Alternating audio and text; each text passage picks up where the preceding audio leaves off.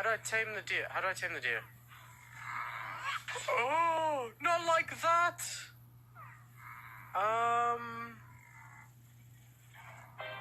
My bad. Now I feel bad.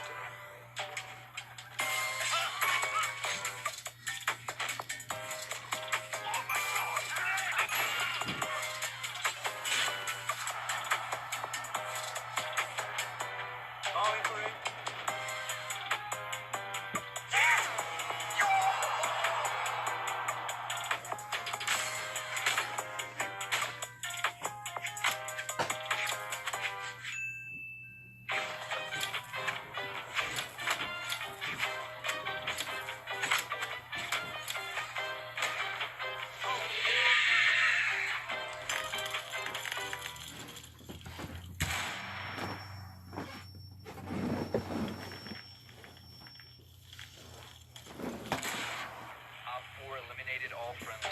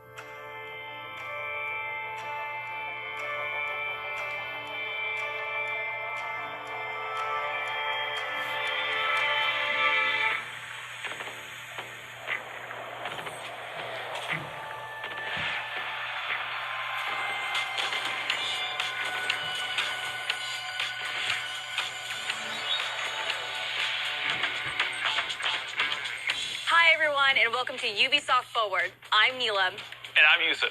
We're so thrilled to be back hosting Ubisoft Forward. Over the next hour, we'll be your guides to all the latest news and exciting announcements coming from Ubisoft. We've got so much in store for you today, including deeper looks at Far Cry 6, Riders Republic, and Rainbow Six, plus a few other surprises you'll find out about soon enough. Neelam, I'm excited. We're filming this together. We got this gorgeous set, E3. But I know why y'all are here. You want to see games, so let's get right into it. The Rainbow Six operators are facing off against an evolving and deadly threat. You'll no doubt have noticed that the alien parasite has spread to new areas. It's time to suit up and step into the containment zone. Here's a deeper look at Rainbow Six Extraction.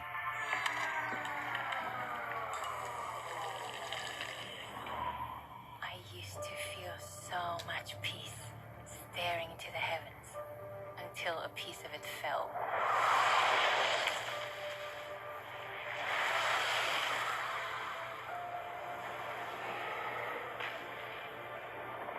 And the nightmare began.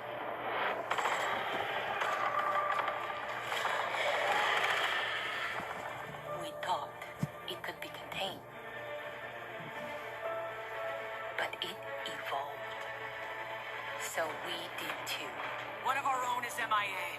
I need an extraction team, now. If there's a way to stop them, you will find it. But I know you will find me first. Okay, the plan. Nomad, secure our exit. I'll take out the nests. And I'll find Ivana. I have your signal. Let's go. We are already out of the nests. Incoming! Clear the area!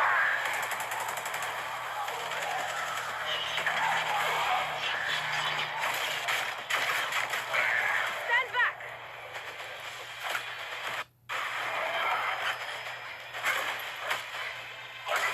Down.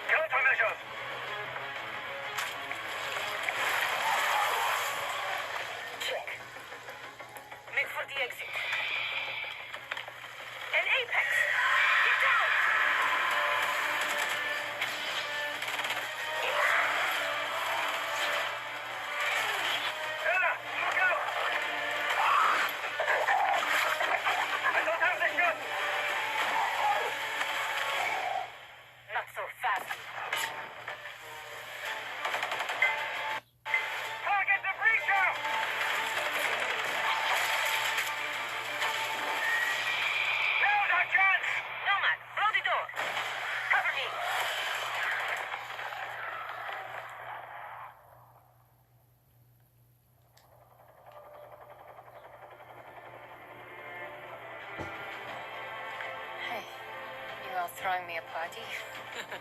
Yeah. Too bad you missed all the fireworks. Team, it's Ash. We're not done yet. VIP down and... Wait, what?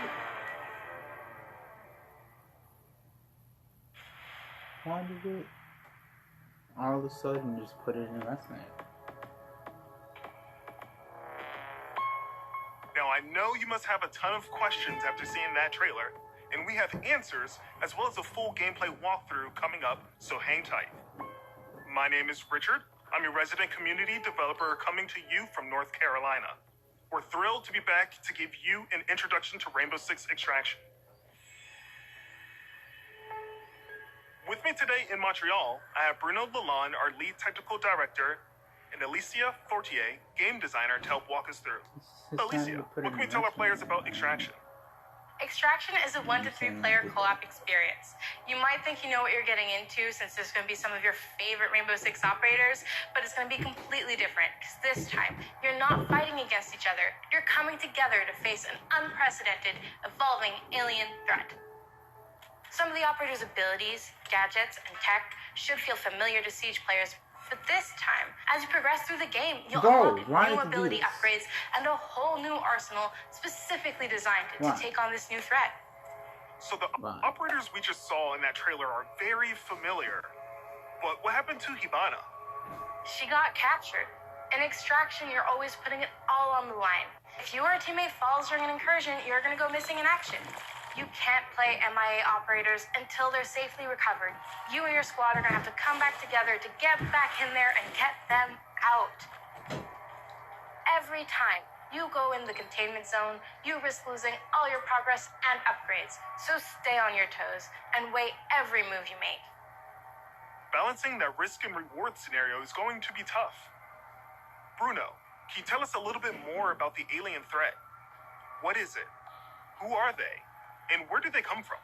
What we know is the Arkeens are an evolved form of the parasite that was first detected few years ago during the Outbreak event in New Mexico. But a lot have changed since.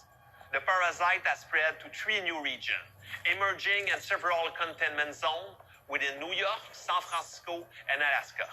This is what we know so far.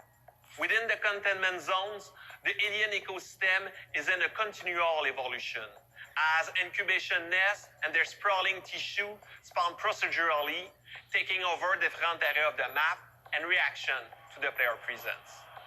The parasite is always spreading, always evolving, but it didn't look too happy about the operators disturbing their new home. What are we facing off against? Well, the black goo-like sprawl is probably the first thing you will take on. It spreads to the map once your presence is detected, slowing progress and helping the Arkeens. Some of the other threats you may have seen in the trailer are the long-range spiker, the explosive breachers, the shape-shifting tormentors, and the apex. There's a lot more species of Arkeens and mutations that have been observed. More to come on that very soon. Thank you both so much for joining me. I'm really excited to dig into more of the details. We still have crossplay to talk about. Yes, that's right. Extraction will bring everyone together regardless of the platform. And for our Rainbow Six Siege community, we have exclusive unlocks for you in both games. Okay, you've been waiting long enough. Let's take an exclusive first look at some gameplay footage. Here is Rainbow Six Extraction.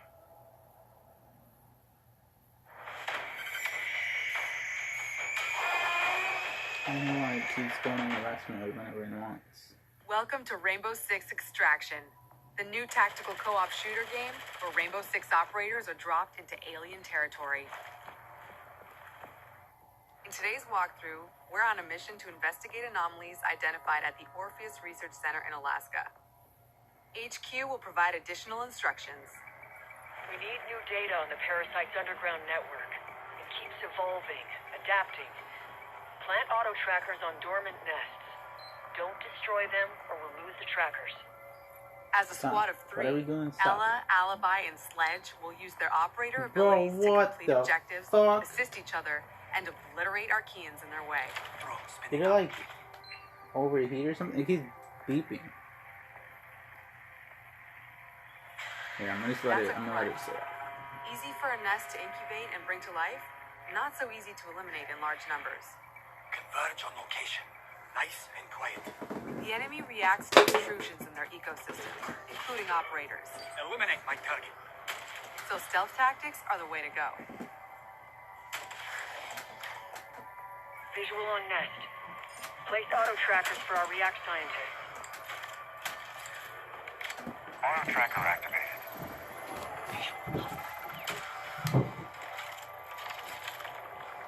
Auto tracker activated.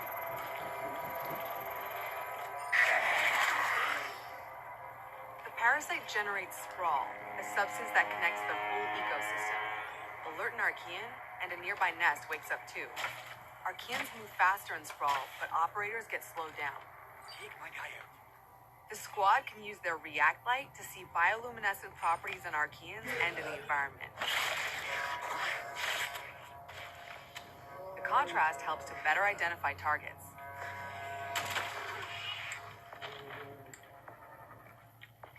Nest mapping complete.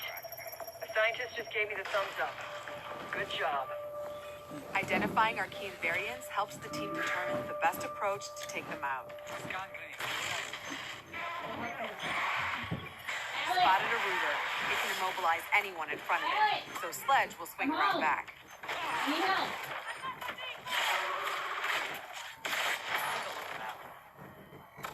Get out of there before the swarm appears. Don't push your luck.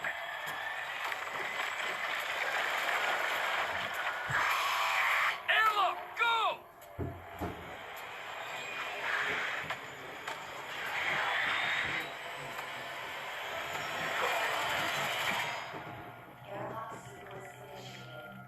That was close. Here, the team can regroup and resupply. Airlock doors will open onto the next subzone, which will be tougher than the first. We need tissue samples from those Archies, and we need them gone. Use your react blade.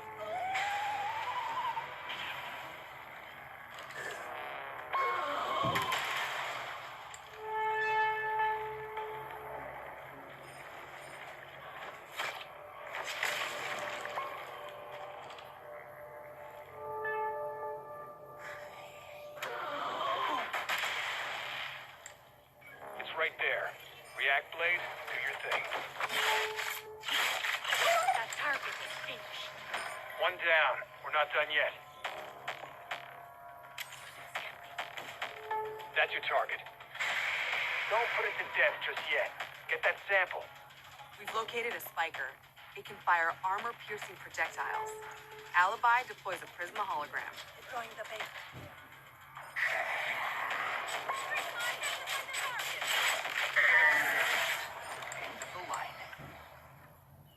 The squad can use React tech to go further in incursions. The more intel they collect, the more tech they'll have at their disposal to fight off this threat. It's all about teamwork to outsmart the enemy. Barricade that spot. Reinforcing the wall. Creating a choke point is a good idea to increase the arc mine's efficiency. Eyes on hostile!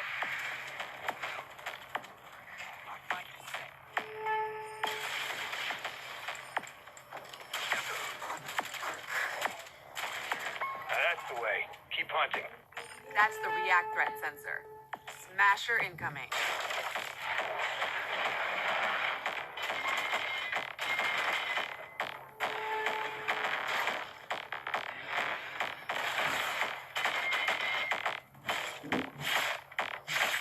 Wow, that did it. Take out the leader. No leader for the Archies to follow. Another objective completed. The squad can either exfil at the extraction point to bring home the latest intel, or move to the next airlock. The third subzone will be the most challenging yet, a true test of both tactical team strategy and operator reflexes. Some Archeans are responding to an elite as if they're communicating. No way we'd let them mobilize against us. Hunt them down until the elite comes out of hiding.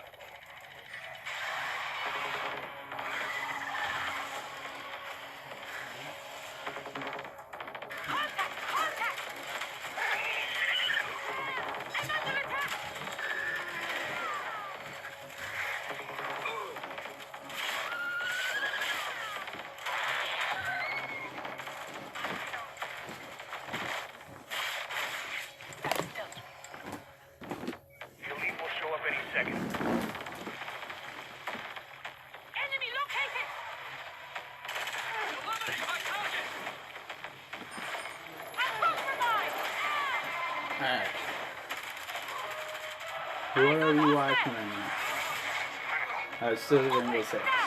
Please.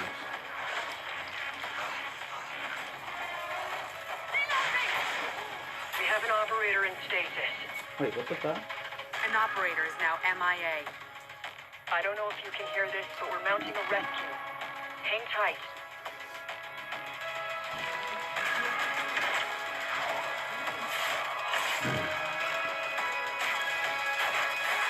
So yeah, what's up everybody? Welcome back to the channel. Welcome to You heard it. E3. This is the underway. actual start of E3. React still needs 2 days ago when we did Summer Games Fest, that was not E3.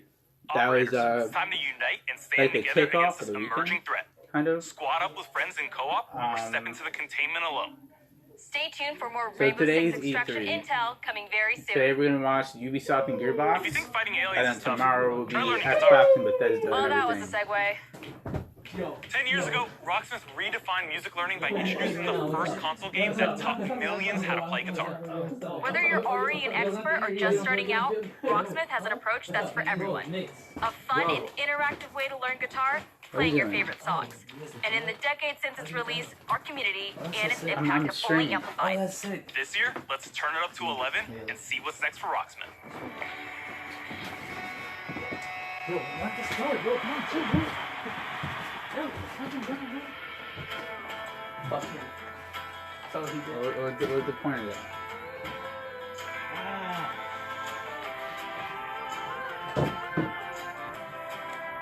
Alright, so now we're at Rocksmith. With the hashtag trying to scroll with it.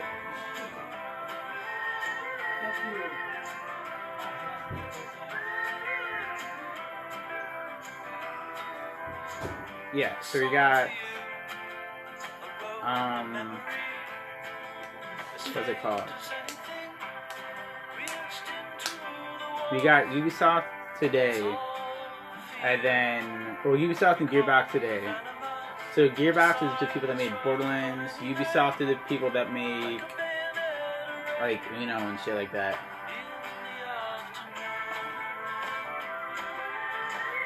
And then tomorrow we have like Xbox. Xbox is a whole show. What the fuck was that? And then Bethesda.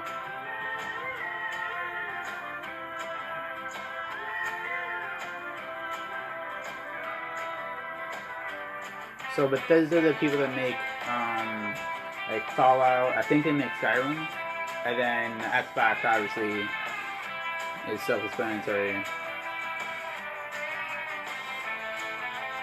If I didn't talk in like the first 10, 15, maybe 20 minutes, I'd literally just woke up.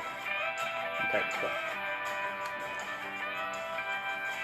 I'm not controlling it, so I can't even hear the stream.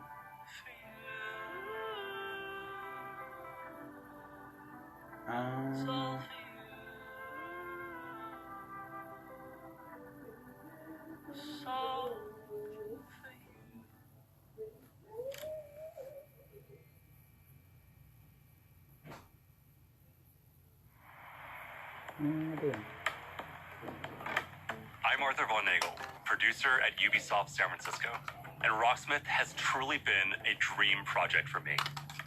As a lifelong gamer and a touring musician, Rocksmith is what I wish I had when I started learning music. And that's why I'm thrilled to share the next evolution of music learning. Rocksmith Plus, a new interactive music learning subscription service available this year. Learn how to play guitar and bass by playing along to master recordings of your favorite songs. Connect your instrument to your PC, console, or mobile device and get real-time feedback as you play. Connecting with Rocksmith Plus will be easier than ever now that you can use your phone as a microphone. Download the app, log in, sync to Rocksmith Plus, set it down, and play along. Now acoustic players and electric players with amps can use Rocksmith Plus with no extra gear needed. It's a game changer. And we're excited to reveal Rocksmith Plus will have a huge amount of songs at launch. All songs in the library will have chord charts that'll be perfect for rhythm players who want to learn the foundation of a song, to hum and strum along to. We'll still have the note-for-note, authentic arrangements for players that want to play songs exactly how the artists originally played them. And each week, we'll release a steady stream of new authentic arrangements to keep growing that portion of the library. We're also introducing the Rocksmith Workshop, a new tool that lets users create and add their own arrangements for songs we've licensed. Your subscription will give you access to all of those songs, more content than ever before, including genres beyond rock. We'll have pop, hip-hop, country, Latin, R&B, all sorts of metal subgenres. We'll have music from all over the world, from big stars to indie darlings. It's the most diverse song library ever seen in music learning software. Rocksmith Plus will still have our proven practice features like adaptive difficulty and riff repeater, which let you practice and learn at your own pace, or slow down and repeat tricky parts until you master them. We've improved those features in Rocksmith Plus and are introducing new ones. Beginner and intermediate players will benefit from more personalized learning, thanks to an enhanced recommendation system and more robust progress tracking. Players won't just see their growth on a single song. They can now monitor their progress technique by technique across the board, and overall offer a better sense of how you're improving over time. Advanced players will be happy to know we're introducing a new Rocksmith tablature view. That way you could take advantage of Rocksmith Plus's song library and practice tools in a format that's familiar and one that will hone your tab reading skills. We're excited to announce that you can register for a chance to participate in our closed beta right after the show. Visit our website at rocksmith.com to get an early look at Rocksmith Plus and help us test and create the future of music learning.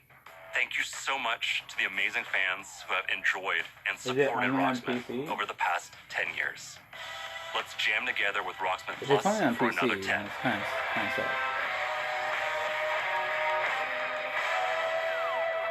Register now for a chance to play the Rocksmith Plus beta. Summer's coming, and nothing gets thrill seekers' blood flowing like bright sun and fresh trails. And Riders Republic will give them just that. Last year, you got a first look at our massive multiplayer outdoor sports extravaganza. Since then, the project's grown by jumps and grinds.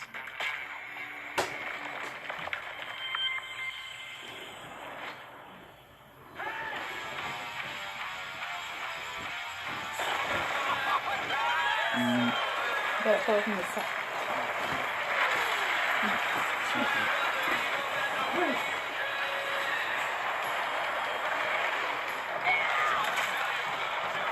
Greetings, thrill seekers. This is the Riders Ridge, the Republic's stomping ground. Another game that's exactly like freaking. You can meet like-minded riders. Manage your career. I swear to God, they show this game like every year. Not this game, but like something where it's like freaking cars flying all over the place and people flying all over the place. Stay on top of the latest news. And take up some ferocious multiplayer action like Free-for-All or Tricks Battle, our 6 versus 6 team competition.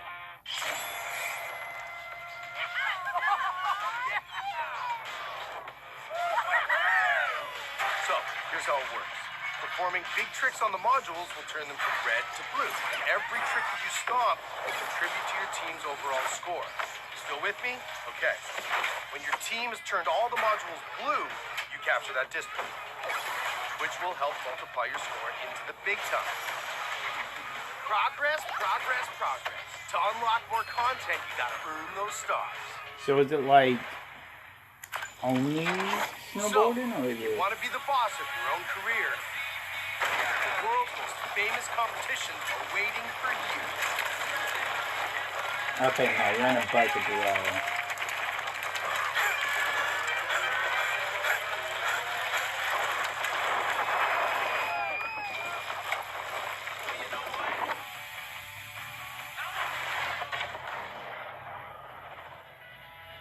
Now, some might say the best parts of the Republic can be found in the city playground. We've got modules that you can slay for days.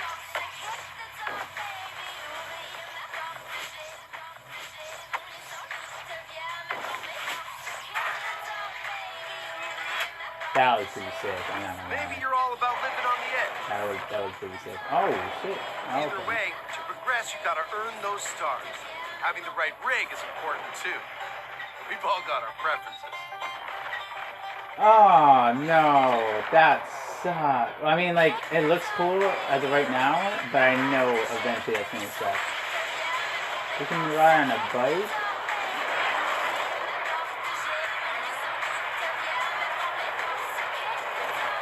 Like flying stuff, because I don't like flying stuff. Sometimes you just want to explore and bathe in nature. Video games.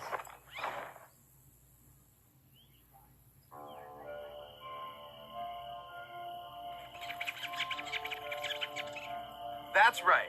Everything you do counts. Getting those stars means What if I more put this rad to somewhere be had, instead? and the Republic will abide.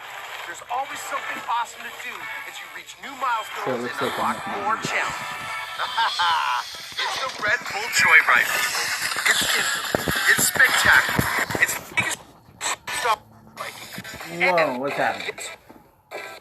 Your friends. There is so much more. More stunts. More sports. More events. Just more, okay? And the natural outdoor playground for you and your friends to enjoy. Any way that you want. You guys can see my When we chair and say everything. fun with everyone, we mean it. Look at all these riders. Does this speak to you? Then don't miss out on mass races. Woo!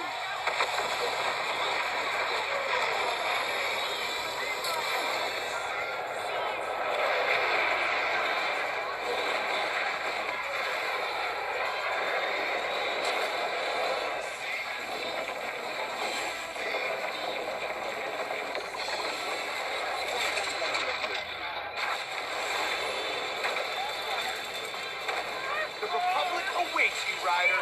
See you soon. This is pretty cool, though.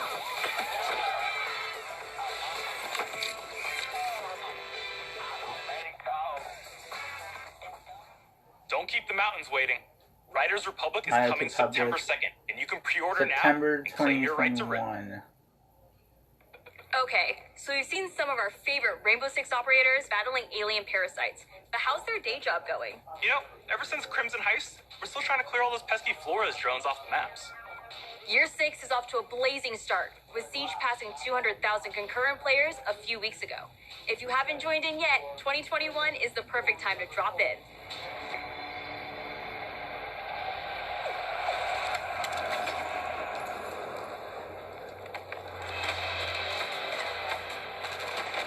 We're going back to Rainbow Six Siege?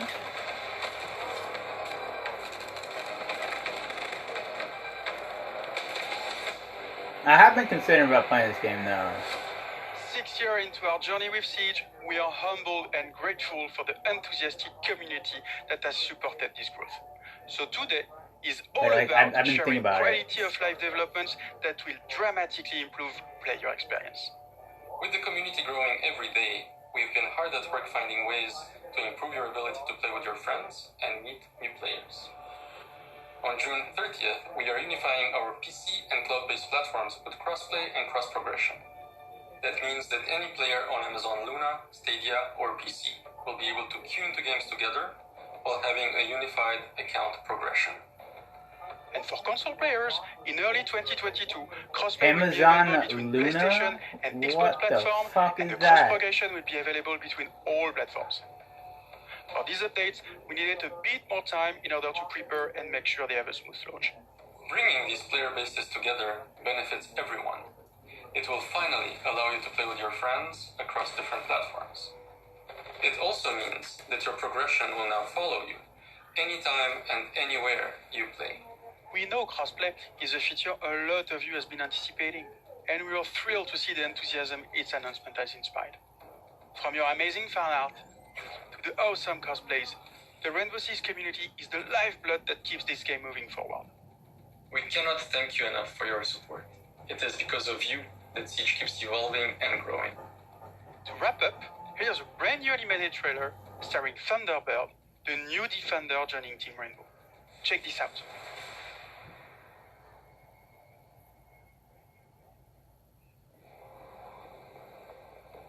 Ready? 6 years ago, I met a pilot. She saved my life. Okay, okay. Damn.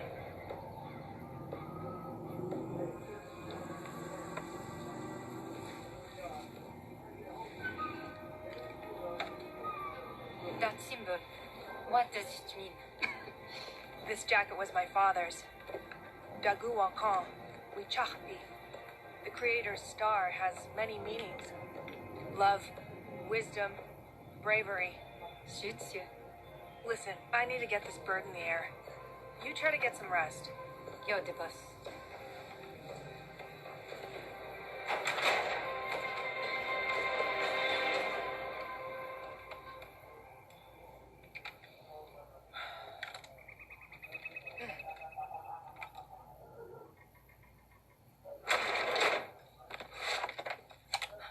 What's happening? I'm guessing she gets shot. Or attacked or something like that.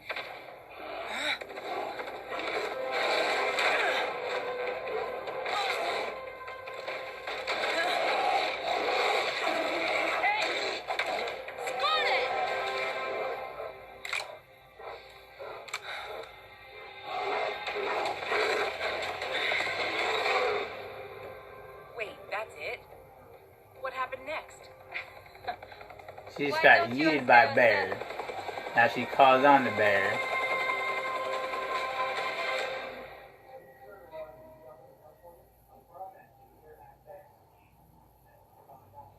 New projects aren't the only things to be excited about this year.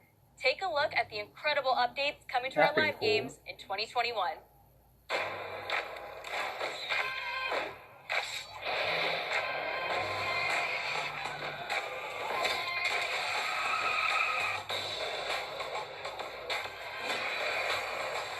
What, Ninja Turtles? I thought Ninja Turtles. Oh, Ninja Turtles in Brawlhalla? What?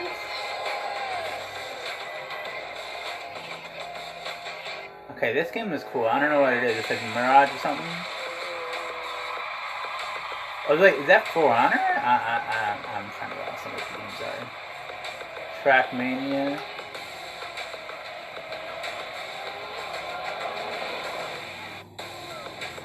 It sounded like I said Toronto. I meant to say For Honor.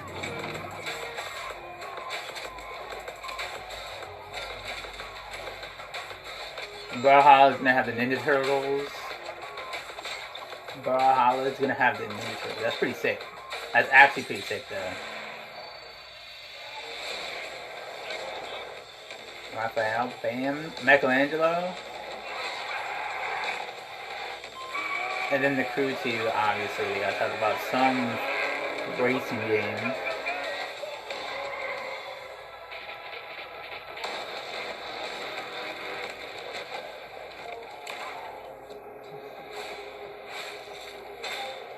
Watch Dogs.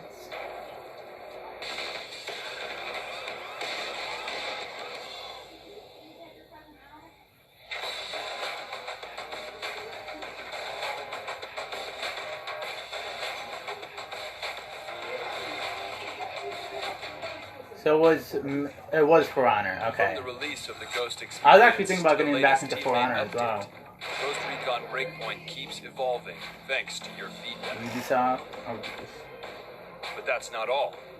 As 2021 marks the 20th anniversary of the Ghost Recon franchise, we are happy to announce that there are still many more surprises to come. Splinter Cell? Stay tuned, Ghosts.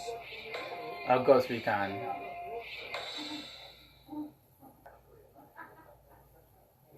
Just Dance has always been about connecting with friends and family.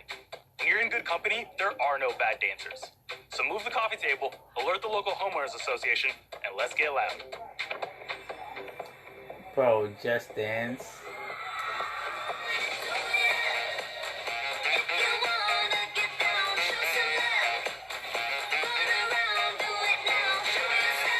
Oh, yeah, they have to do a Just Dance game every year.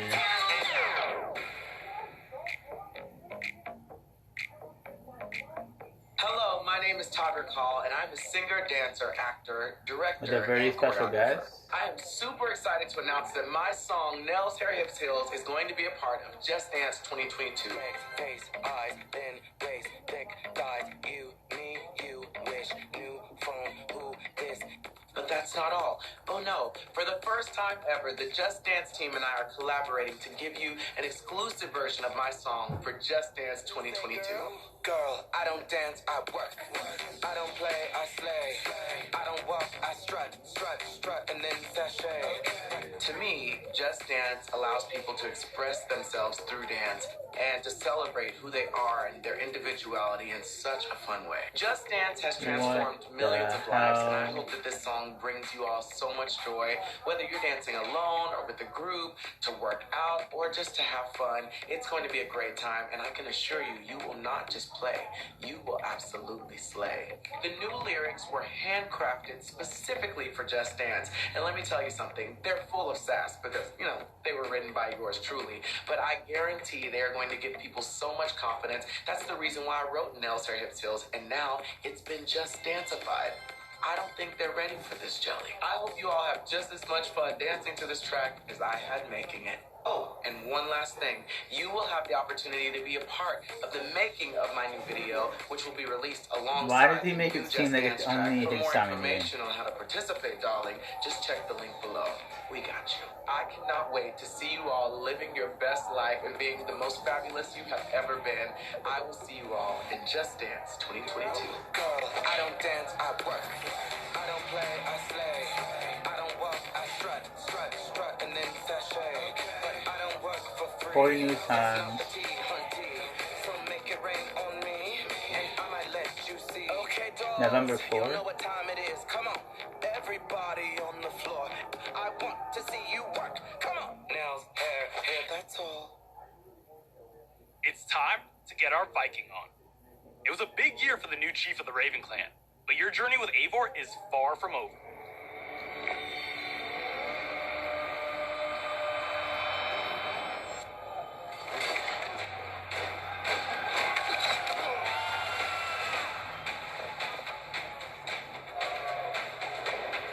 Ooh, this game is pretty sick. I'm looking at my phone.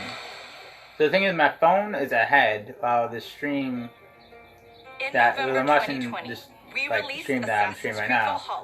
So the stream is behind, It was the biggest but the launch phone for any is Assassin's ahead. Creed game to date, and we have you to thank for that.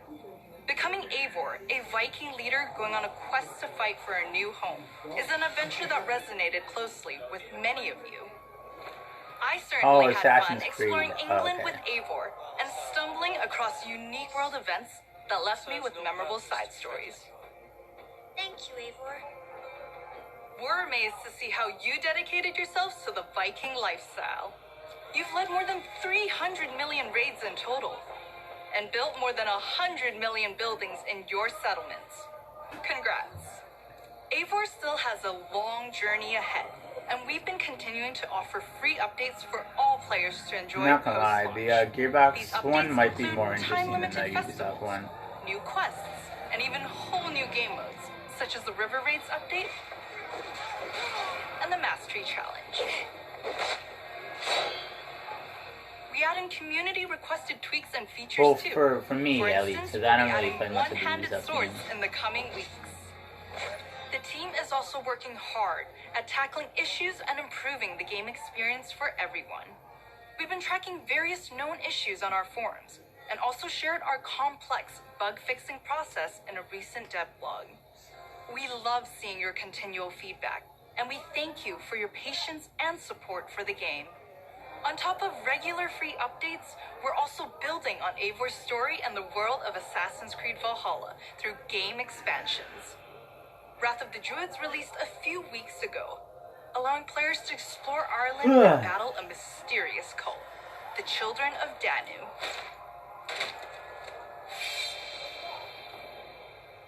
There's Children of In our Danu. second upcoming expansion, you'll get to relive the Siege of Paris. This is the most ambitious battle in Viking history, taking place in war-torn Francia. You'll have to do everything in your power to uncover enemy secrets and form strategic alliances in order to safeguard your clan's future. may be excited to learn that black box infiltration missions are returning. This means you're given a goal for a mission, but how you'll achieve it is up to you. Expect new abilities, weapons, gear, and of course, new enemies. Geez. Watch out for the Siege of Paris coming this summer. Assassin's Creed has long focused on the exploration of history, and we are happy to announce that the new Discovery Tour will be released this fall. It will be free to all who own Assassin's Creed Valhalla. Explore the world and take a deeper dive into the history of the Viking Age. The team has crafted a new experience where you'll get to play as people during the time of Vikings and follow them in their endeavors, big and small, while collecting exclusive rewards. Whether you're an Assassin's Creed fan with a heart for history or a student looking to supplement your knowledge, the Discovery Tour Viking Age will have you covered. Assassin's Creed Valhalla doesn't stop here. For the first time on an Assassin's Creed title, we'll be supporting the game well into its second year. While this year will be a very active year for the game, we're already working on more expansions for next year. Something tells me that Eivor is not done with Odin yet.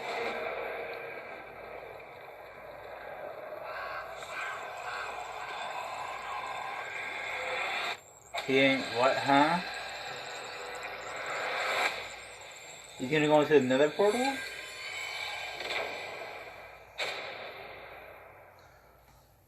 Nether portal, that's what I said.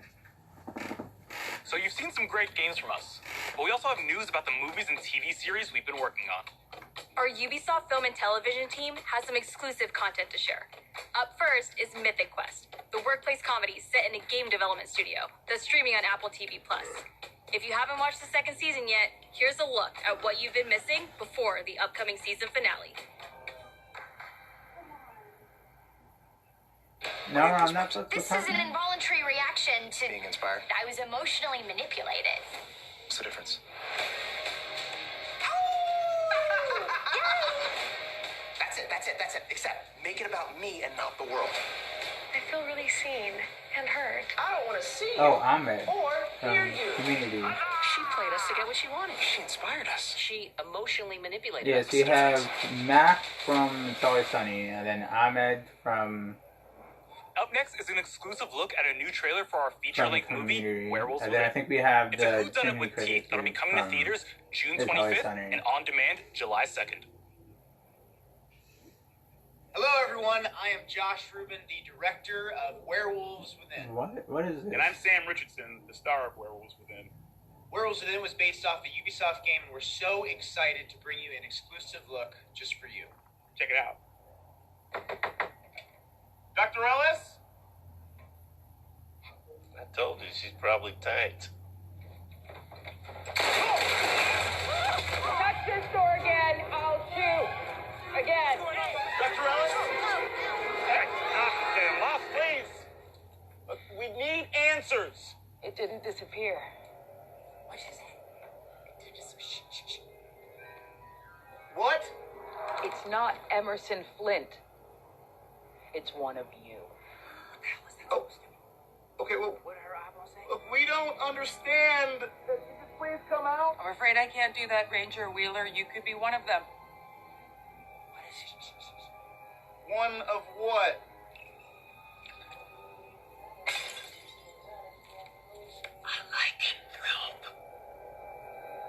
A what? A werewolf. The roads are effed. Something's wrong with the generator. Also, there's a dead body under your porch.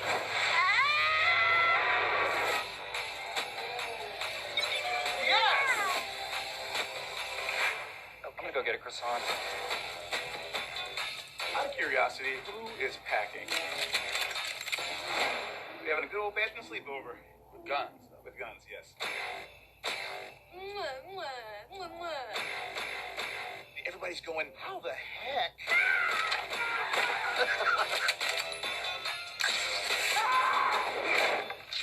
Not littering, I'm just excited. Not judging, just watching it.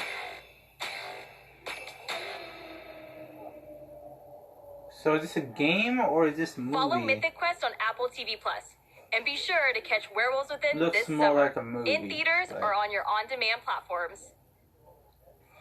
No Yeah, hero yeah, it's story a is movie, complete okay. without a great rival to match them. I was about to say, After that all, game looks even the most vile realistic. tyrant is the star of their own narrative. When it comes to memorable villains, no one does it better than Far Cry.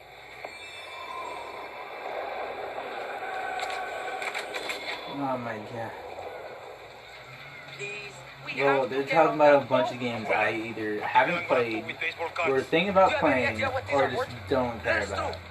Oye, Marco, always making new friends. Danny, you're late. Where's Alejo? He gave up his ticket for his family. Oh shit. Alejo is an orphan. Alejo's not going anywhere anymore. Come on, Marco. Let them on. Vamos. Good man. Get out of boxing now.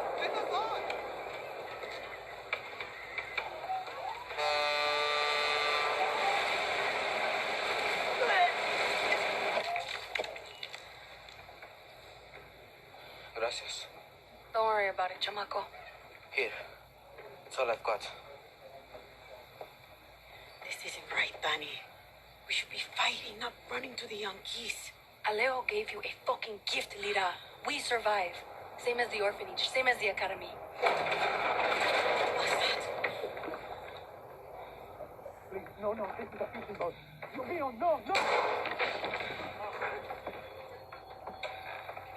No. Don't ask why I took that. Good time.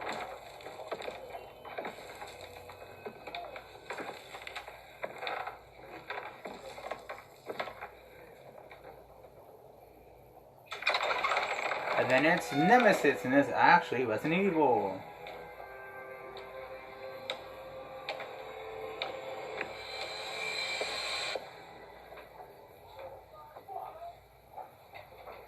Before he was El Presidente, mi papa loved to fish.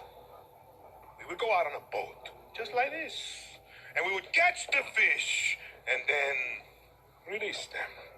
He would say, it's not always about your stomach, mijo. It's about the challenge. Except when he caught a big, fat, juicy marlin, he was too proud to let that fish go. See, Tirano! You have poison, Yara! You have poison your sword! I've caught a very big fish today. Haven't I, Diego? Diego! No way. I have caught you, mijo. Now it's time to bring you home. I don't want this anymore, Papa. We have no choice. Let them go. They can work. Make Vivido. Truth or lies? Truth. They could be good workers. They could help rebuild paradise. But if you wanted them to live, you would have never set foot on this fucking boat. 13 years old. And Diego has such compassion for his people. These fish, we will catch and release.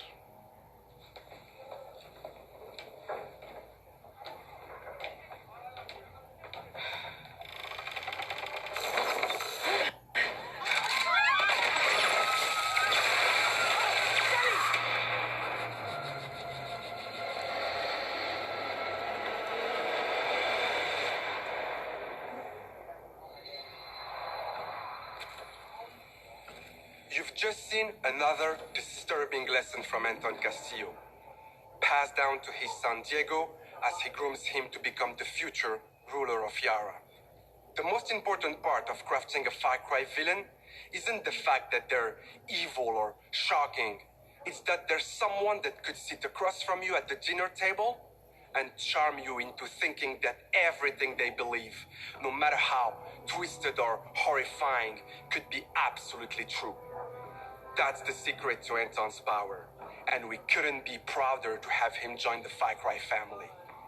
Now, when creating Anton, we had quite a lot to live up to. Because when you think Far Cry, you think about its rich legacy of villains.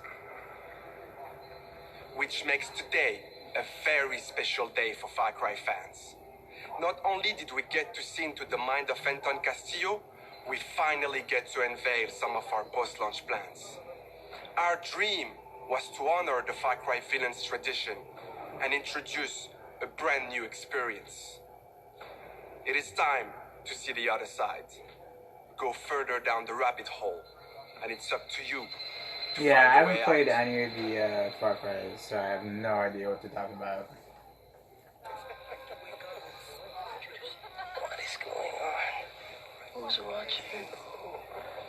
My, what a happy family. RJ, tell your mother and sister to... You are alive. That is all that matters. Oh, is this like a all the villains fight each other type thing? Where the fuck am I? I too am a king who isn't afraid to slaughter to get what he wants. In my way! Is this a test? A dream? An opportunity? Then I will not waste it.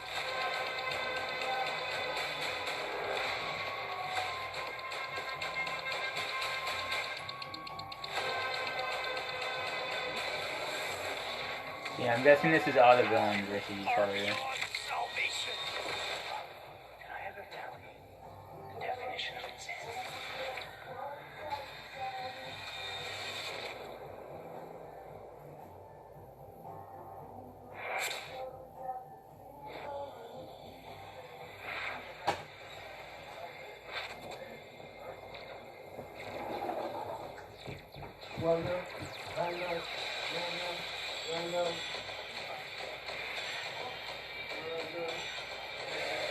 Okay, 3 Blood Dragon.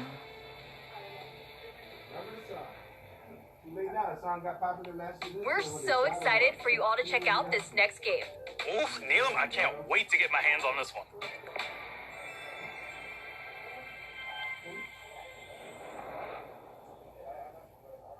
Alright, please do something good or new or something cool.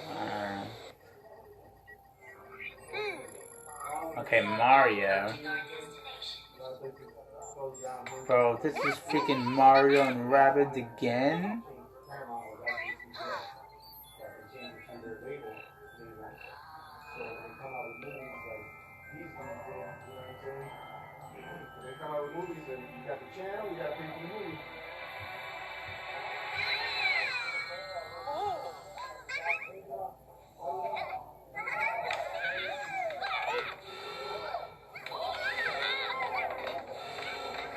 Vast energy anomaly detected.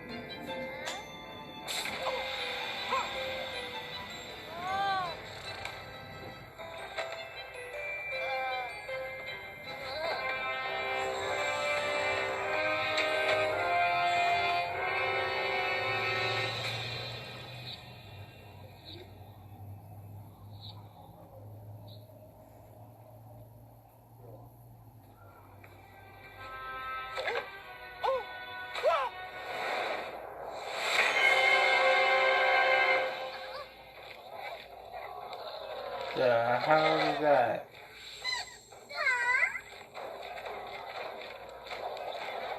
I know I saw Luigi for like a split second. Oh, there he is.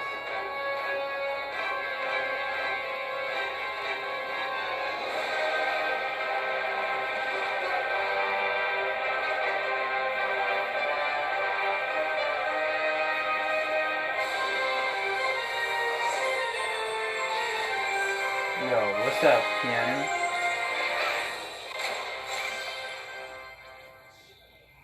Or, yeah, I think I said that right. Mario and Rabbids, another one. Yay.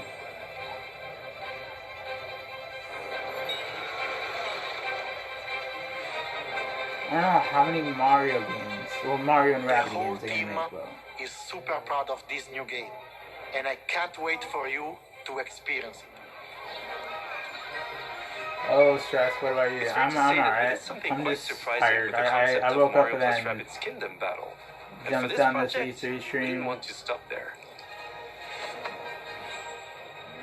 And then Hi everyone.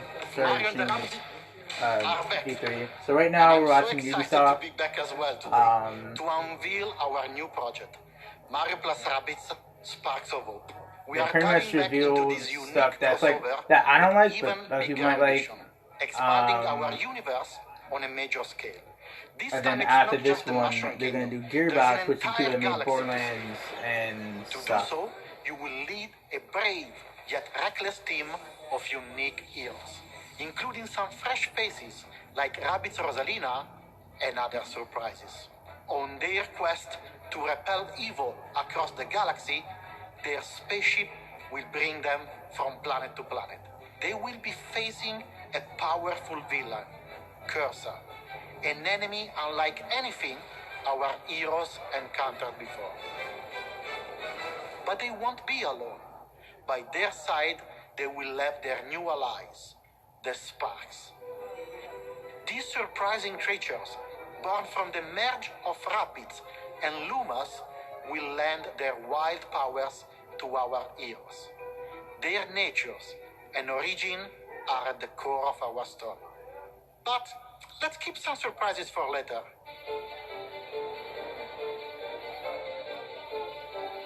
After the tremendous success of Mario plus Rabbids Kingdom Battle, the entire team was moved by the amazing reception from players across the world. We were stunned by the love we felt for this unexpected team-up. We know we've been off the radar for a while now, as we wanted to take the time needed to bring this crossover to the next level. It's not just a new story with new enemies, new heroes. Mario plus Rabbids Sparks of Hope has big ambitions. It introduces new action elements into the mix that will push the boundaries of tactical games even further. That being said, we also wish to offer an easy-to-play experience for all players, yet hard to master for those of you that are willing to take the challenge. And you will be able to experience this cosmic adventure exclusively on the Nintendo Switch. We can't wait to tell you more about the game soon. There is an entire galaxy to save, and we cannot wait for you to experience it.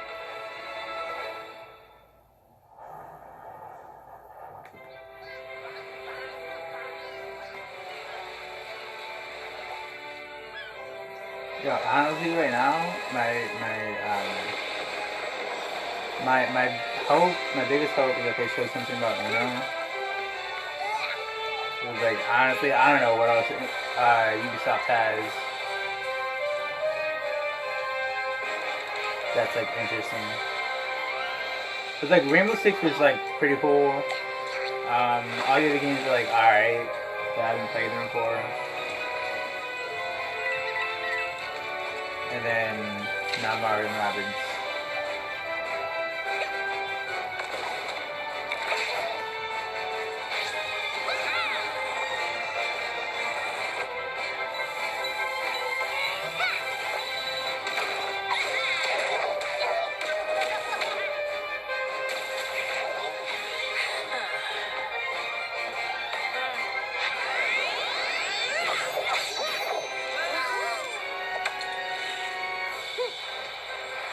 Oh snap.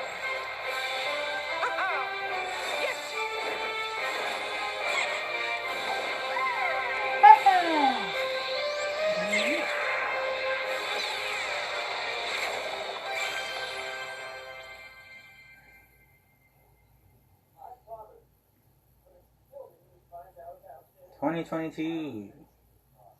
So we're not done yet. Let's check in with our CEO, Yves Guillemot. Okay, cool. What? What's his name? How do you say his name? Hi everyone. As you have seen, we have a fantastic and diverse lineup of games coming soon. Oh, this guy. I And remember this this is guy. just the beginning. Thanks to all the teams at Ubisoft for what they achieved, and for always striving to deliver the best possible game experiences. I'm humbled by their resilience, energy, and collaboration, especially during what has been a challenging year. I'm also proud of our industry's ability to bring together millions of players from around the world to share memorable experiences and moments of joy. This is one of the real powers of video games, and it is what motivates everyone at Ubisoft to do our best. Finally, my sincere thanks to you, the players. We appreciate the trust you place in us. Your involvement in our games communities keeps them growing and vibrant. We want to create original, enriching, long-lasting game worlds, and your contributions, feedback, and support make it possible. Also, are proud that some of the biggest names in entertainment trust our creative teams to develop games within their universes. For example, you just saw Mario plus Rabbids Sparks of Hope, developed in collaboration with Nintendo, where everyone's favorite Mario and Rabbids characters return for an all-new adventure. And speaking of great partnerships, there is one more exciting thing we would like to show you today. It is a glimpse of the amazing journey that awaits you in one of the Please most tell me it's beautiful actually cool. but dangerous places of all. Brought to life by the latest version of our Snowdrop engine. I'm excited to share this first look with you now. Enjoy.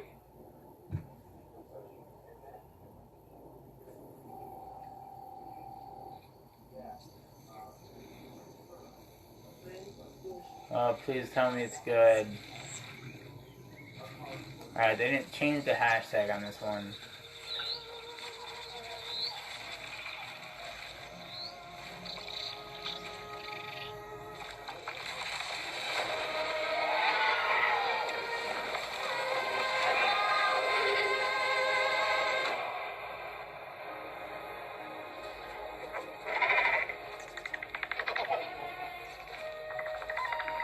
Okay, looks interesting. Got animals and stuff.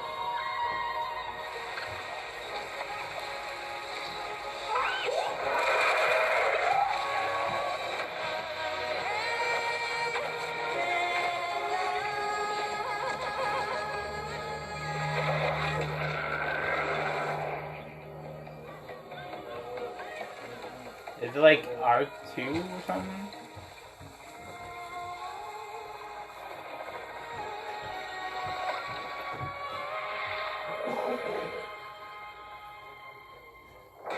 Wait a minute. Is this the Avatar game? Like the Avatar movie game?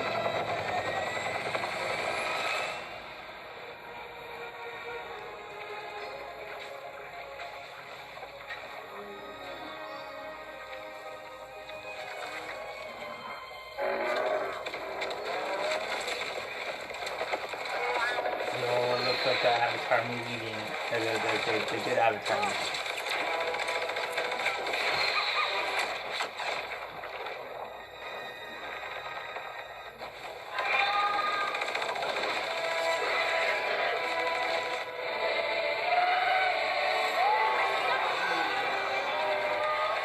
Bam.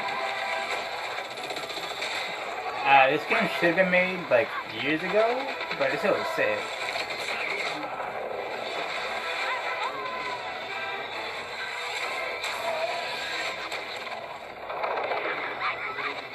Bam.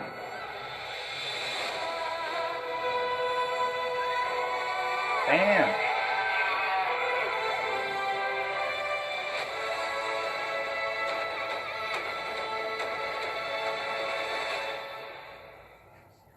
Yo, I'd play this game. Avatar Frontiers of Pandora. I would 100% play the game. You understand now. You and I are gonna tear shit up! Begin the refight!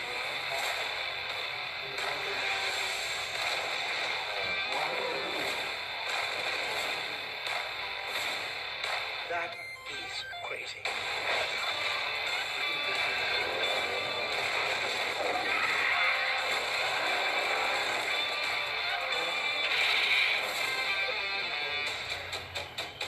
Yeah, so the thing I mostly like is the Avatar game. I kind of like the Riders game. And that's pretty much it.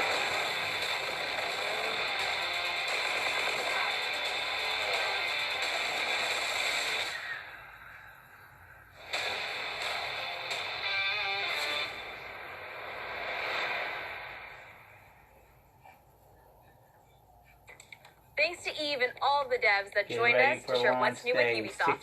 60% off. Today, Ubisoft we battled some Plus Arkeens Live. in Rainbow Six Extraction. Learned some new songs in Rocksmith. Got an adrenaline rush from Riders Republic. Lit up the dance floor in Just Dance 2022. Visited new shores in Assassin's Creed Valhalla. Witnessed a chilling confrontation in Far Cry 6. And teamed up with our favorite man in overalls in Mario plus Rabbids. Don't go anywhere. There's still more to come in the post show. Bye, y'all.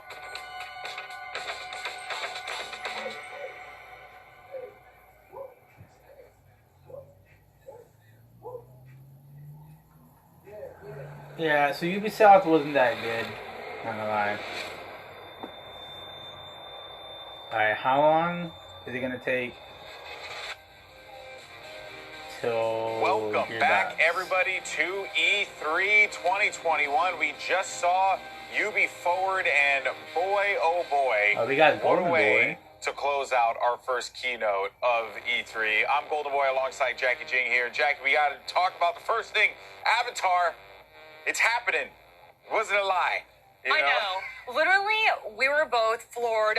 The E3 crew back there just started screaming. The hype. That was just the perfect way to end it, I think. Yeah.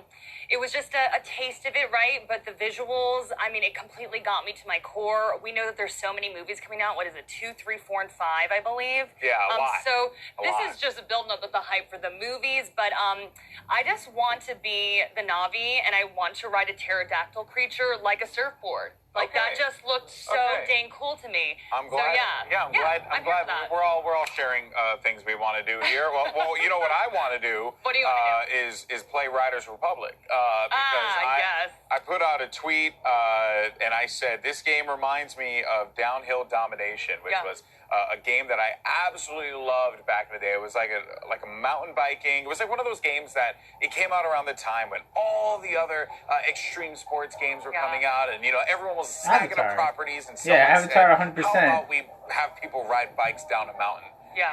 And from there, I got hooked. I was addicted. I Bro, no love one that game so cares much. about no freaking and Mario that is what bullshit. Riders Republic felt like to me. I'm genuinely excited for it. So I've always loved sports games like this because I'm 6'2" and incredibly uncoordinated. I cannot snowboard to save my butt. In fact, I just land on my butt the whole time. So I'm definitely everyone excited has to try out voted for snowboarding. But I Avatar. also want to drive an ice cream truck.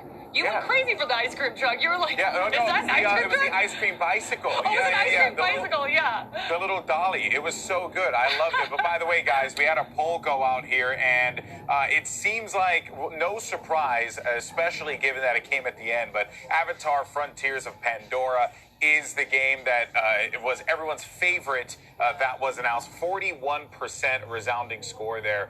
But there were some good ones. Yeah. There were some good ones. So also shout out to the people who voted Riders Republic. I appreciate you.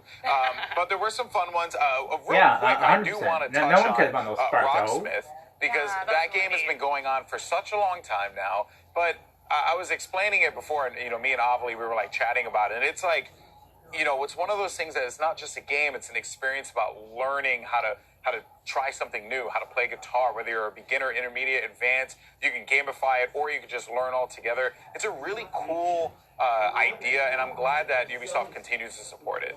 Yeah, I think for me, I would not be able to invest the time, invest the money into playing the guitar, but I thought that it was really interesting that it was in this video game format, you know? So I was just like, like maybe this is something that I could mess with, you know? Yeah, and then obviously Rainbow Six Extraction. We don't have a lot of time. We gotta talk about Rainbow Six Extraction. Oh my God. Looks so good. We're going to have the panel talking about it as well, I'm sure. Yes. As Rainbow Six fans, both you and I have worked Rainbow Six esports in the past. This is an awesome thing to see, a co-op Rainbow Six game for all of us. Yeah, I think that you know, there's so many zombie games out there, right? So you pick the one that fits you. And obviously we love Siege. So what's so great about this is that we get to play the operators that we love, use the gadgets on zombies. Like, I'm 100% here for this. Or a version of them, you know, more like monsters, okay, well, they were right? called the Archeans, right? And it's an alien parasite. You're right, correct me again. You know, I'm sorry. Jackie just really likes zombies. I do. But what I'm so excited for is that we get to play our favorites, like Ash and Pulse and Nomad. Like, we saw Ella as well. Like, it was just so awesome to see our operators in action, and then against Archeans. Zombies, sorry. There it is. There it is. We'll work on that one, Jackie. But yeah, we're obviously really excited. It was a great show, and obviously I'm sure everyone is going off in the chat. But for more on what we just witnessed, let's kick things over to Greg and the crew. Greg, what did you guys think of the show?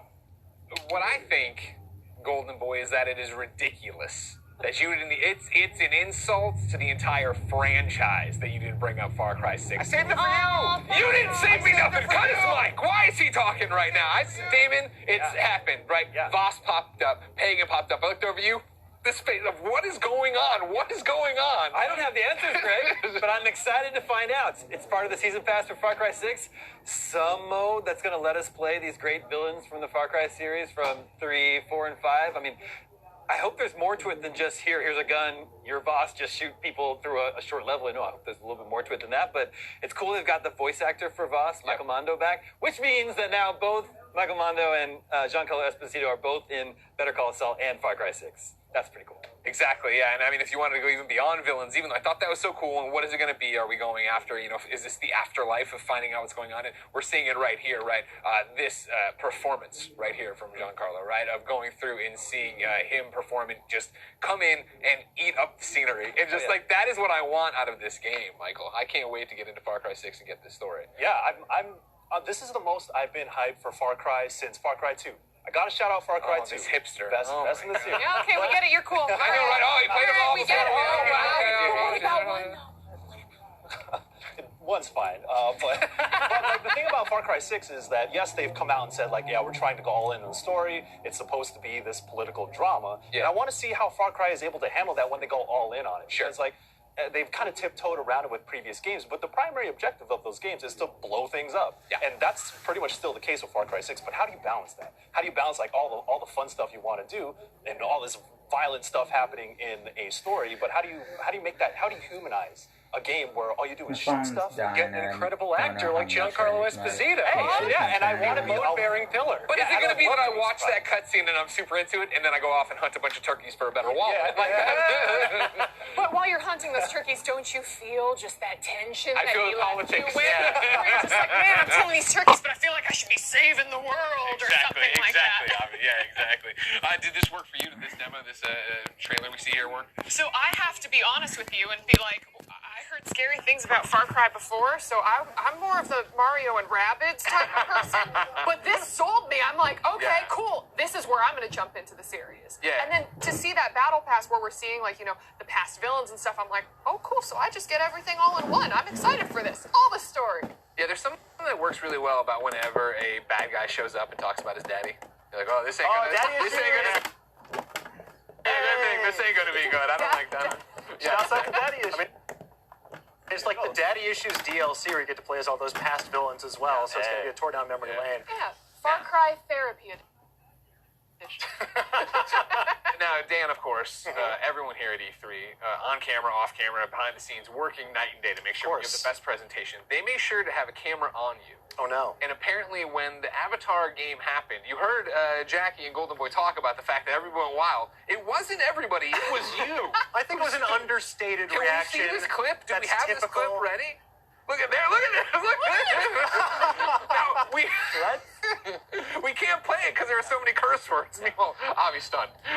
Look, sometimes you have to speak your truth. You have to let your heart sing. Open yourself to the world. And I am fully open to another wild adventure in Pandora because the movie came out in 2009. Sure. They have been promising movie after movie for God knows how long. They're making 4 sequels. So, I don't know, James Cameron believes in this so wholeheartedly. He's been like, hey, I've been at the bar and all you should care about is our... So I'm going to place my trust in James Cameron and the fine folks at Ubisoft to deliver an adventure worthy of that level of spectacle. Sure. I'm just shocked that it's actually a thing because it feels like an old wives' tale anytime you hear a mention of an Avatar sequel. So I'm just happy that one of them is actually real and tangible. Yeah. That would be the takeaway from it, and I think that was what I walked away from it. As somebody who saw the movie, I think with Damon, years and years and years and years, another lifetime ago when we would go see Metreon movies all the time, right? Like, it's not a series that I've looked back at and been like, oh man, I can't wait for more sequels, but watching the gameplay of it here, right? Going through the open world, seeing them already start to mix that up and how beautiful it looks, I'm excited to see what they do with the franchise. It looks very pretty. Yeah. I am not being paid to be here today. It's going to be difficult for me to muster enthusiasm for the Avatar game. So beyond Far Cry, what got you? Mario plus Rabbids. Yeah. Love the first game. It looks like they changed the battle system this time around, though. Did you guys notice it's not grid-based anymore? Yeah. You can free roam around your circle of movement there. Also, it seems to be based on Mario Galaxy. Yeah, you got the shines in there. You got Rosalina in there too, and I love the Rosalina rabbit. We're just like, I gotta get out there. Powerful vibe. I'm not gonna go do it. And I'm like, oh, cool. That's me, getting up every single morning. I'm like, I can relate to this. Let's get into this game. But it looks so cool. Yeah, I love it when you can see Mario just duff someone out straight up. Yeah. I was saying earlier, it's like when Mario gets violent, I'm like, oh, dang, he's angry. He's angry now. He came out of that ship fully strapped, dual-wielding pistols. Yeah. He is not messing around. Relax, my guy. And this is one of the things, that they have an hour-long presentation here. And again, it is off the back of a pandemic year and still being in a pandemic. So it wasn't, hey, here's 24 games. It was, hey, here are games and here are good looks at them, longer looks at them.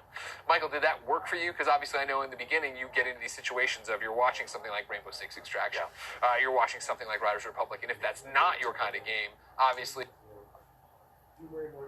you're like, okay, cool. But I thought they did a good job, especially with Rabbids, of here's a trailer, here's us talking about it, and here's the gameplay for it. I think that's important because it shows that they're very serious about this game that they're making. It's not just another game on a slate of a bunch of other ones. Yeah. So like going all in on Riders Republic. Shouts out to Blessing Adeoye Jr. I know you're hyped up for Riders Republic. Oh, actually, good point. I'm sorry. I was reacting to Riders Republic with Blessing on Kind of Funny. Oh, damn. And I brought up the fact that you told me that he needs to be better about doing his utensils. Whoa, hey! He said you have to be better about getting the styrofoam out of the house. So Yo! putting it out there. Beef 3, yo. When I got back home, we're beef 3. Okay, just making sure you knew. Just making sure. Settle it on the mountain. It's a lot of tension. Oh, I'm shaved. Avi, I got about 30 seconds, but I want a bunch of little games. Oh my gosh, them down because they were so cute. So there was Bravery Network Online that looked really cute. It had like Scott Pilgrim-ish art style, and it's like a strategic turn-based game.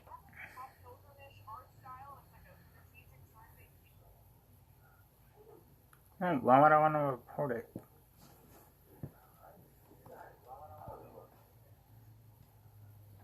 Which is not something they usually do, but very, very cool. There's so much to talk about here at E3. We were, of course, disappointed last October when the news came out they were going to delay Far Cry 6.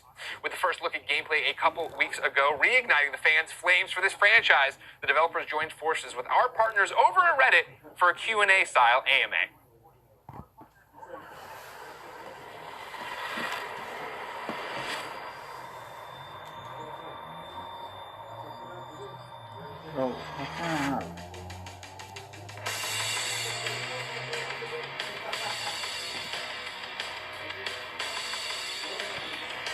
Well, actually, long before joining Far Cry, I had a big interest in history and political science and revolution simply due to my family's own history. So when it came to actually working on a Far Cry you know, right from the beginning, I was fascinated, and the team was really fascinated by the idea of what does it take for someone to take up arms against this overwhelming force, this overwhelming regime. And so that invited a lot of questions and themes about the game. You know, when does your revolution begin? How far are you willing to go for that revolution? Are you fighting that revolution for the right reasons? Those are the kinds of questions that we felt we wanted to challenge our characters to answer in the story.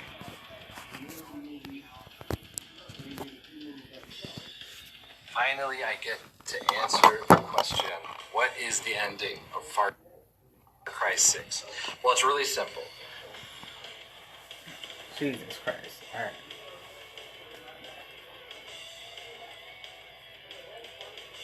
Water buffalo.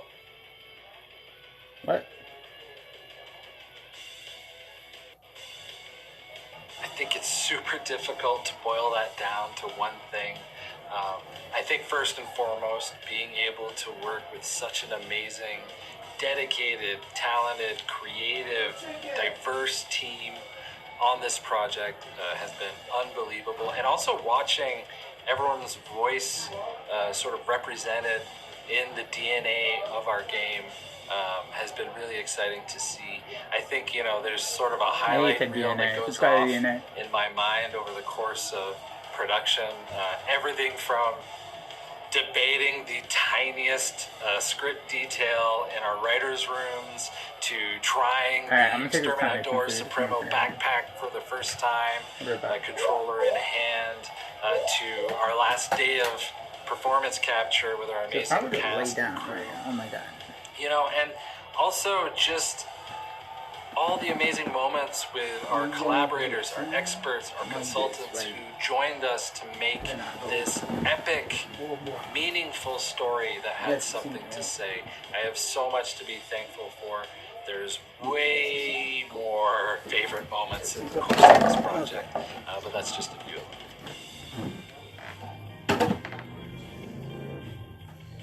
I will say epic, meaningful, and surprising. And I hope you appreciate that I am saying only 3 words right now, because that was excruciatingly difficult as a narrative director.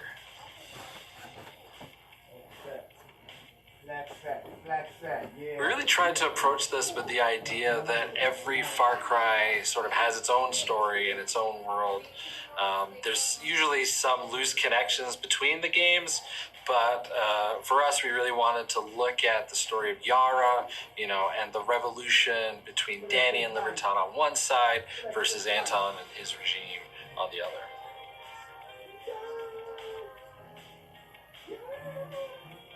It actually really depends on how you play. You know, right from the start, you're really going to be able to approach the campaign however you choose. It was really important for us for you to have that freedom, so you're going to be able to navigate your own path at your own pace and hit missions, checkpoints, F&D bases, and a lot more.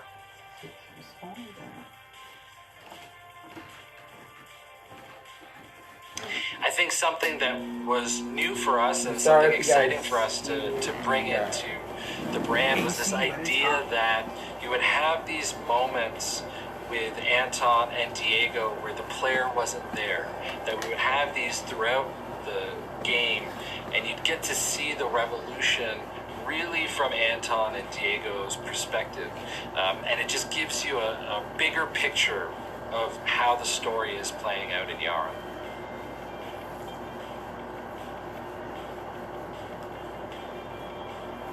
There's a lot to unpack there. The first thing is, Reign of Diego is a fantastic name for a Far Cry, but I am not falling for this trick. However, the previous question is super interesting, which is, you know, how did we land on this notion of family in Far Cry 6? I think what was really interesting for us to explore was this notion that how can a dictator commit such horrible human rights abuses against their own country while simultaneously talk about, how great a father they are. That was something we really wanted to mine, and also with the notion that, over 50 years, the Castillos have had some hand in Yara's politics and its future. And I think this notion of inheritance came up, and the idea that, Anton really believes that Yara is his and is for Diego to own, that the Castillos are the keys to quote-unquote rebuild paradise. That was really fascinating for us. Thanks for joining me today and for allowing me this opportunity to answer some of your questions. Far Cry 6 launches on October 7th. I can't wait for you to dive into Yara.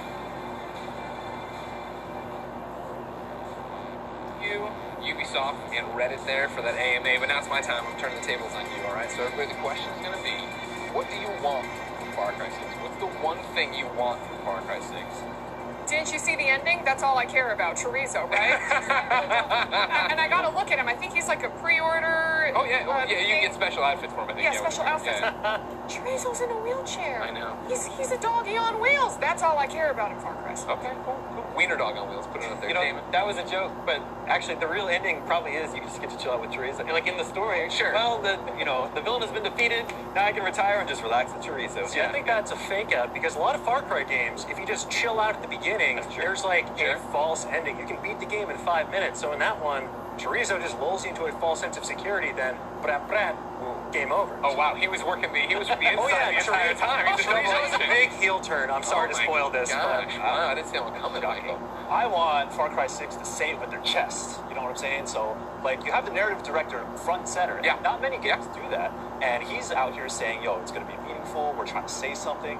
And I think this is a very deliberate move for Ubisoft to put him at the forefront to tell everybody, like, yeah, we are serious about this. So, whatever it is they want to say in their game, I want them to say it with their chest. And see, that's what I want too. Like, when I'm thinking about this, what I want is the narrative to hook me. And I want it to go places that Far Cry doesn't necessarily go before, right? I think Far Cry often does a great job of punching you in the face and giving you a great setup. And then for me personally, it doesn't work. And I'm thinking specifically about 5. I thought 5 opened so strong, but I fell off in terms of what I was doing when I was going in. Right. So I hope 6, really drives that home, sticks with it. It seems like they built a really expansive world, at least from a narrative perspective, and I hope the mission design sort of lives up to that, because sort of the problem you have with sandbox games sometimes is running into that feeling of repetition, like you're doing the same thing over and over again. And I feel like you have so much potential here. So, yes, I understand some things are going to be repetitive by nature, but hopefully we get more variety this time around as well. I don't need it. David and I will just clear out posts. Yeah, outposts. Do you guys want some more Ubisoft insights? Well, you're in luck, because we've got some info straight from Ubisoft with the help from our friends at PC Gamer. What about Gearbox, man?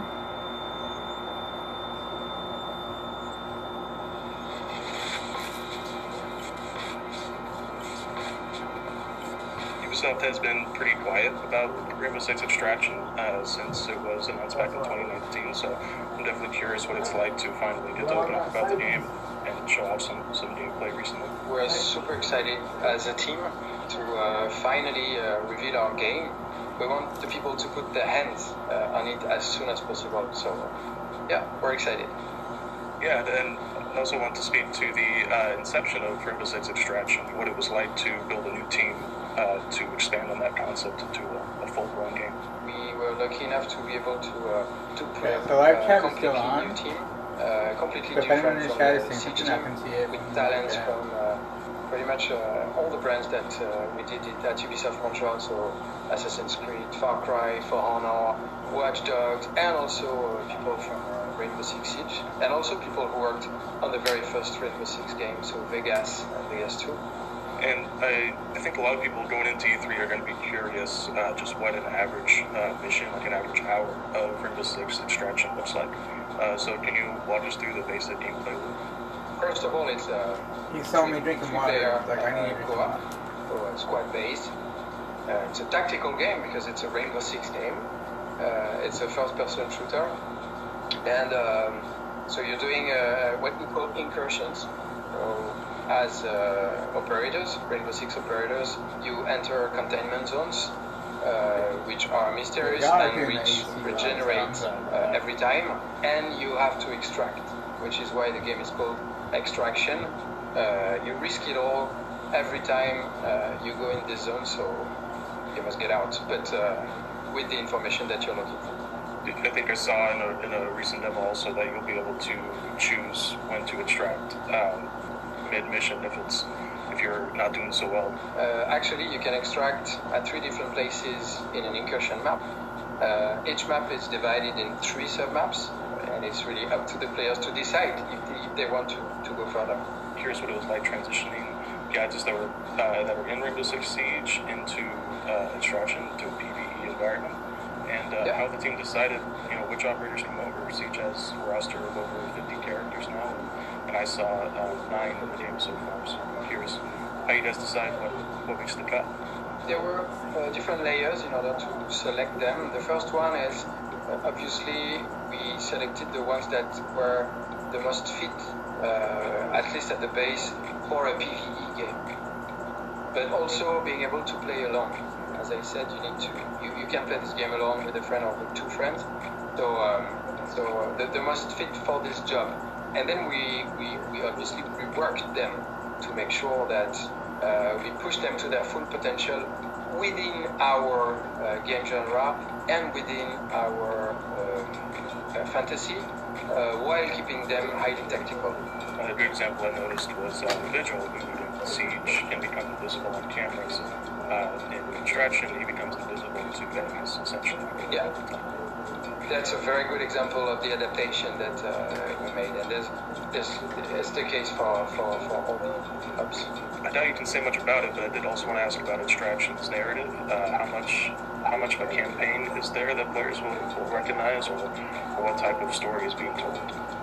Extraction starts 3 years after the events of New Mexico, I'm gonna try to put on low, see where the parasite was seemingly contained by the Rainbow Six by then. But immediately after the events, they created the React organization, and out of nowhere, with no reason, the parasite emerged again on 4 different sites in the US. So React had to become really active and intervene in those 4 different zones, 4 different areas in the US, where they sent the 6 React operators. Is Extraction a live service game as much as Siege is? Will it be receiving seasonal updates, more missions, that kind of thing on a pretty regular basis? So I can't reveal too much for now. What I can say is yes, there's a post-launch plan. All right. Absolutely. How's that? And I know Ubisoft has also recently committed to having crossplay in as many games as possible. I'm curious if it's been confirmed yet whether Extraction will have crossplay, and on top of that, cross-progression, crossplay. I cannot answer for now, but I'll be very happy to answer later. And that was a bit more information on Rainbow Six Extraction. Damon Hatfield, I remember 14 years ago moving to San Francisco and bringing home an Xbox 360 and you and me playing Rainbow Six Vegas. Dude, so many good memories. Both that and Vegas too, yeah. Of course. And of course, this is a little bit different. Rainbow Six is different today. Yeah. But I am excited for Extraction for a couple reasons. I know Siege is a great game, super popular. I'm not really a PvP guy though, so sort of reworking the Rainbow Six gameplay into a PvE game, much like Back 4 Blood, that seems really cool. And also, just given the choice, if I'm ever given the choice between a realistic setting and sci-fi, fantasy, or horror, I'm always going to go with the latter. So this Extraction is really speaking to me. I like it. Yeah, I'm right there with you, right? Of like, I've played Siege, I've enjoyed Siege, but the PvP thing has never been my scene. So to take, like they said, weeks ago, take all that information that they've learned, all those mechanics, bringing me here, it gets me going too, and I don't want to get there. No, Michael, you gonna play? Yeah, hell yeah, I'm gonna play, because Rainbow Six Siege is my favorite multiplayer shooter, like, on the block right now. Wow, really? Yeah, I was a big Counter-Strike player, and Rainbow Six Siege is the game that kind of elevated that style of multiplayer experience. But of course, Extraction being a way to kind of take the fascinating mechanics, the operators, all the different things that you can do in Rainbow Six Siege, but it makes you think about those things a little bit differently. I know that Jackie and I were watching it, seeing how the operators are being used used because the threat is very different than other like live players. So I think that they have such a strong foundation with the operators and with Siege. So this is like I got my eyes on Extraction big time. Avi, what about you? I'm thinking about the entire experience of the game because it's been how long since we've had like some really good multiplayer. Let's go shoot up some zombies, some aliens, some whatever is running towards us screaming. Slimy tar monster men, yeah. Exactly right. And same thing with Siege. It's like, you know, your friends can get mad at the people we're playing against. Oh, they're smurfing. Oh, they're this and that. And now it's like, hey man, it's AI. Either get good or, you know, we're going to replace you with someone else. So that's what I'm super excited for. To team up with two other buddies. You're turning on your friends. That's what you're excited No. It is on them. Like, if I'm picking up kills, that's fine. And if they're dying, then, you know, we'll replace them. You want to play sometime? Ditch him? Oh, sure, yeah. Totally. We don't want to ditch him. We can, I mean, it's 3 players. We'll all have different. Dan, are you playing? Do we need to? If there's room for me in the group, then yes. All right, we'll kick around. Yes. Don't worry about it. She's got all these new G4 friends I've been hearing about. They've been hanging out. Don't worry about it. So those weren't the only things Ubisoft planned to show off today. We have an exclusive new clip for their upcoming comedy horror movie Werewolves Within, based off the game with the same name. It stars Melania Weintraub and Sam Richardson. Let's take an exclusive look.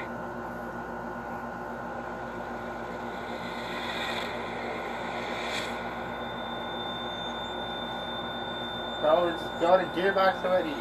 Hey everyone, I'm sick of this. I'm Margaret Boykin, Director of Film Development at Ubisoft Film and Television and producer of Werewolves Within. I'm so excited to show you the trailer for this movie. It's our first independently produced feature, and I'm even more excited to have the genius writer behind it, Mishna Wolf, here with me. I was lucky enough to work with Mishna to develop the story for this film during Ubisoft's inaugural Women's Film and Television Fellowship. We are both so proud of the finished product. Hey everyone, I'm Mishna Wolf. I'm the screenwriter of the upcoming Werewolves Within film. Her head. I wrote it in the Ubisoft Women's Fellowship, and you could say the project sort of chose me since Wolf is kind of my last name. The movie is a modern-day horror comedy inside the border. She's outside the border. As a forest ranger who comes to a small town, and Melania Weintraub is the postal worker. Together, they have to keep the peace while trying to uncover the truth behind a mysterious creature who's been terrorizing the community. Please enjoy Just put her in the border. We can't wait Like, for you to look, check out she's the in the film border. on June 25th.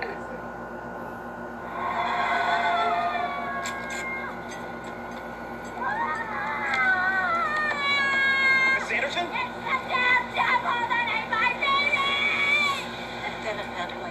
I have a triathlon in August, so, 4 a.m. sprints, and I heard screaming. Well, to be honest, the whole neighborhood heard screaming. I told you, I didn't need your help. I'm gonna go get a croissant. My baby, that monster killed Chachi.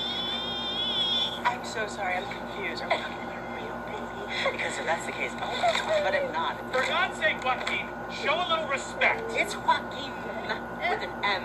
I don't mean to be rude, but your dog only barked at you. And brown people, no carbs. There's something out there. It's probably just a coyote. Or a possum. And that is some Werewolves Within. Dan, I'm being told we have to go to you first. I'm glad they told you that, because I do love a good horror comedy, and this cast is low-key stacked with a bunch of people. You may not know their name, but they are genuinely hilarious. Yeah. Sam Richardson from Detroiters, I Think You Should Leave. You have Melania Weintraub, who's an amazing impressive, but you probably know her best from the AT&T commercials, but she is so much more than just advertising cell phones. And then you also have Harvey Guillen from What We Do in the Shadows, so that is an impressive pedigree right there. Just really talented people, and I think it's a rich premise for it, because the game, it's all about deception. It's kind of like, before there was Among Us, or maybe simultaneously, you have a game like Werewolves Within, where it's all about tricking people into thinking you're not a werewolf, but you secretly are, and that's exactly what we're going to get here.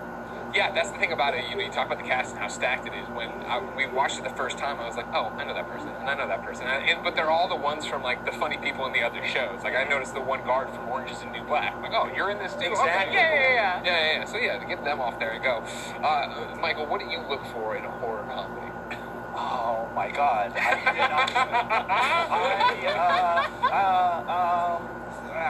me ask you this. Don't turn it around on me. Don't turn it around on me. You think this could possibly top an American Werewolf in Paris? No.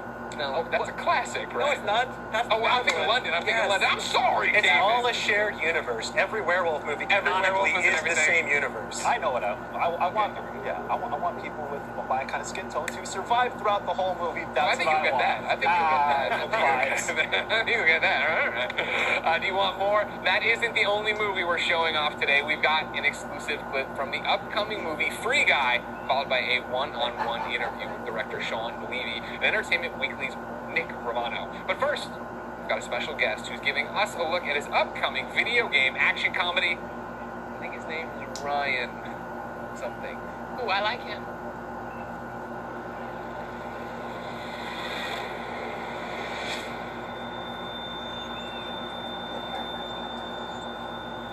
Hello, E3.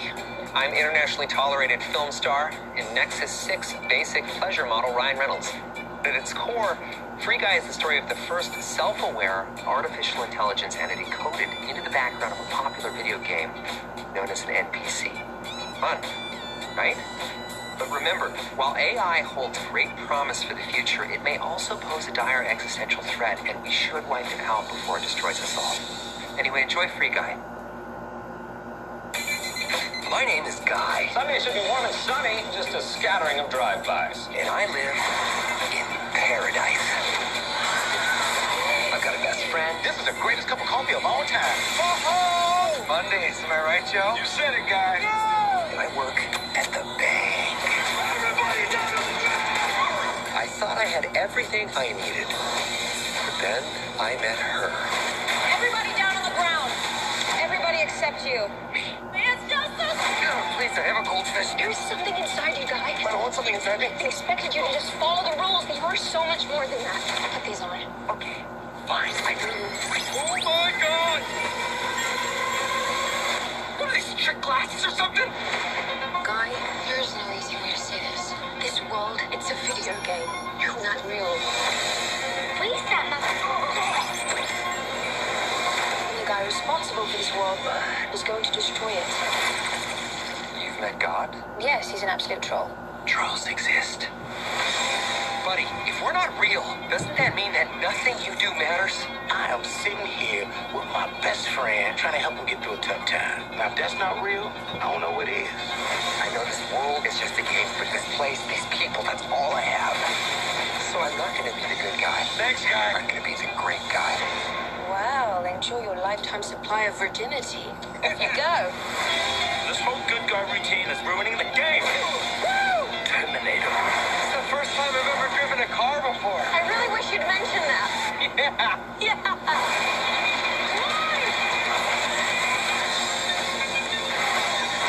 That actually hurt my hand.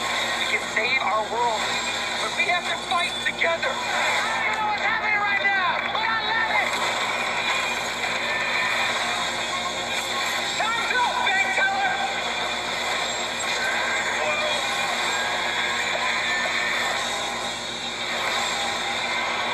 Nope.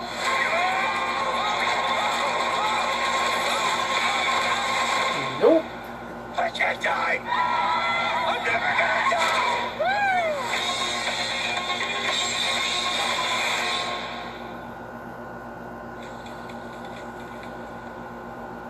This movie looks actually fun. That maybe kind of looks funny.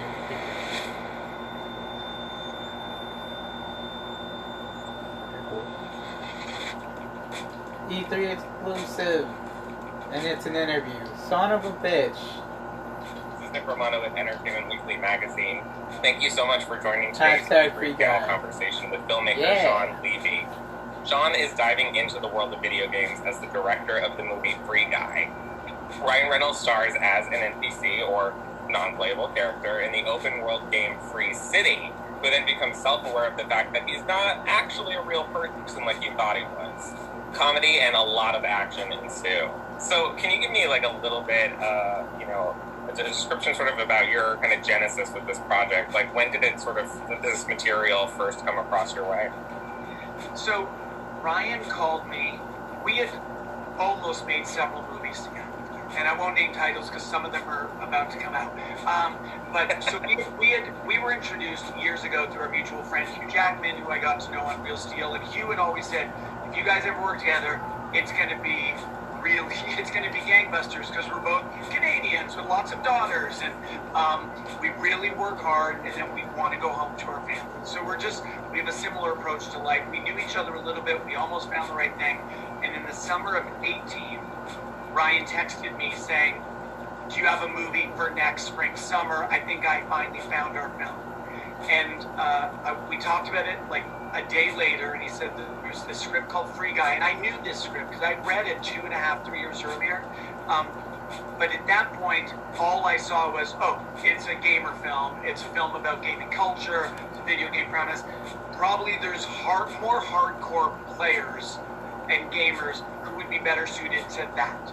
But Ryan he said, let's just talk about it. And he goes, I'm a casual gamer myself. I think this is an incredibly juicy premise, but let's take the premise and make it a movie that isn't just for the gaming community. Let's get that right. Let's get that aspect of the movie right. We work really goddamn hard to do so. But let's also make kind of a postmodern new Truman Show.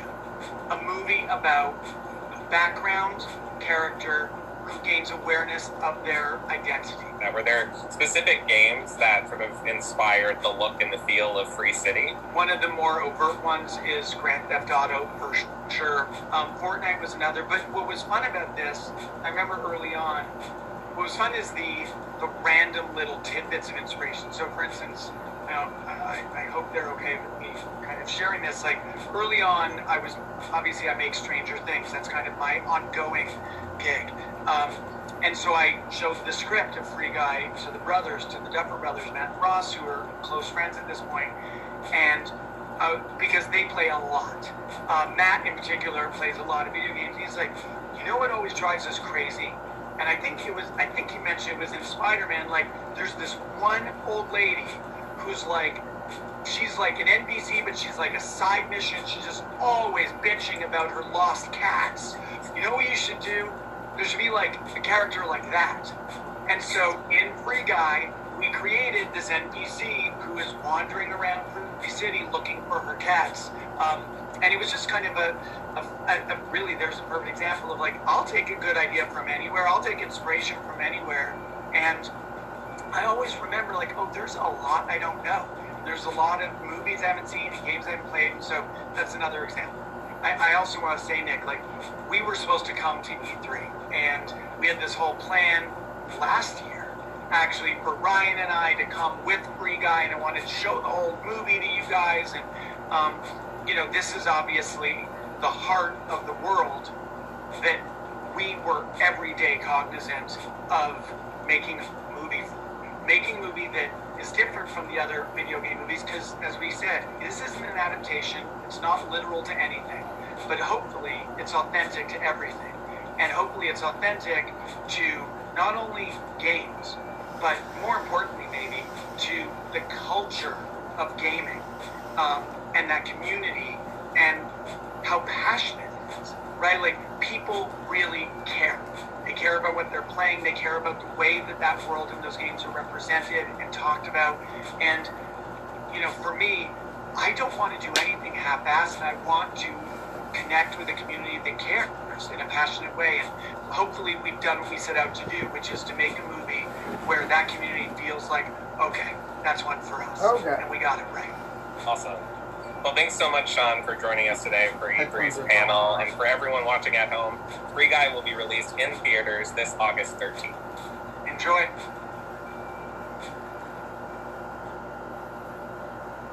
And that was your deep dive on Free Guy, a movie we've heard about forever. You know what I mean? This whole pesky pandemic got in the way of it, but it's finally coming out in August.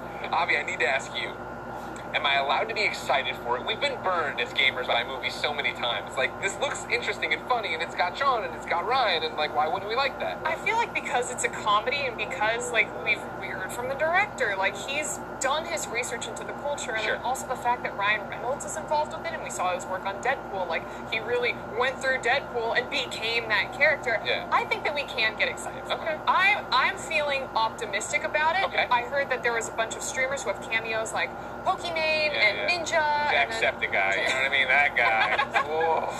Him too, but I mean, like, I feel like there's gaming culture has gotten so much bigger now that finally, like, oh, look, Hollywood's paying attention and they're going to try to jump in on it. But even if this one is, like, okay, that opens the doors to find and make something that's, like, even better. Yeah, baby steps. Exactly. That makes perfect sense. Now, Damon Hatfield from IGN.com, you host a show called Game Scoop. Yeah. But I hear you have a movie scoop. Good for you, yeah. In addition to the streamers, you can also find a cameo from former IGNer Terry Schwartz in Free Guy. And in an alternate universe, it was me. Because they wanted to have some gaming media in the film, and they reached out to IGN, and the idea was floated for me to do it, but I couldn't make it for some reason. I had a conflict. They were shooting on location and couldn't fit it in my schedule, so Terry went instead, and so now Terry's going to be in the movie. Wow. And then she quit IGN. Because she's a big movie star. Went Hollywood. That was all Terry needed. She's like, I'm out. Are you kidding me? I'm going to get out and do this. Michael, is this going to be one you and Blessing head to the theater to see? Yes. Okay. You know, Bless and I were talking about how it's wild going into a theater nowadays. It's totally right. Like, I like going into a theater where there's nobody there too. So I'll probably wait a little while, and it's like, okay, now the theaters are cleared up. Sure. Bless and I can get our seats together. We can share popcorn. Yeah. Let me know what's up. What are you doing when this movie comes out? So yeah, I want to hang out with my bro. Okay, good. And I'll take the styrofoam out. Get the styrofoam out. You know what I mean? And then Dan.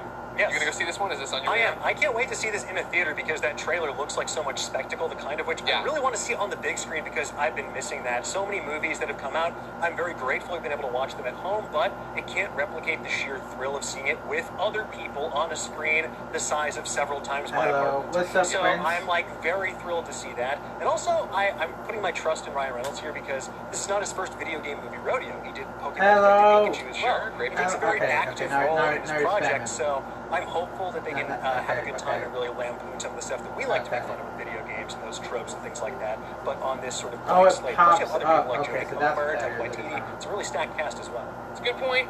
I'm hopeful. All right, let's see what we can do, everybody.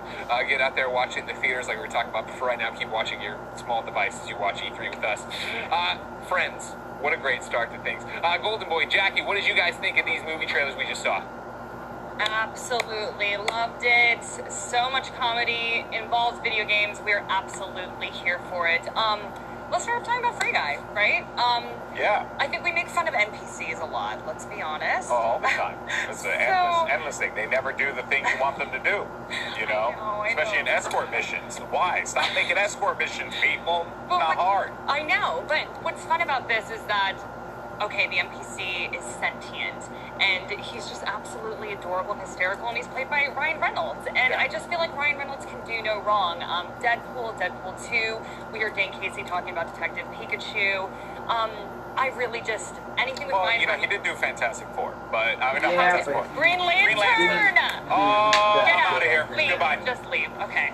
That was my joke. Yeah. That was my joke, and I messed it up. Greg, don't come at me. I'll Greg fight is you. running over here. All right, we're not talking about Green Lantern. We're not talking about Green Lantern. Greg, stop yelling. Don't talk about Green Lantern.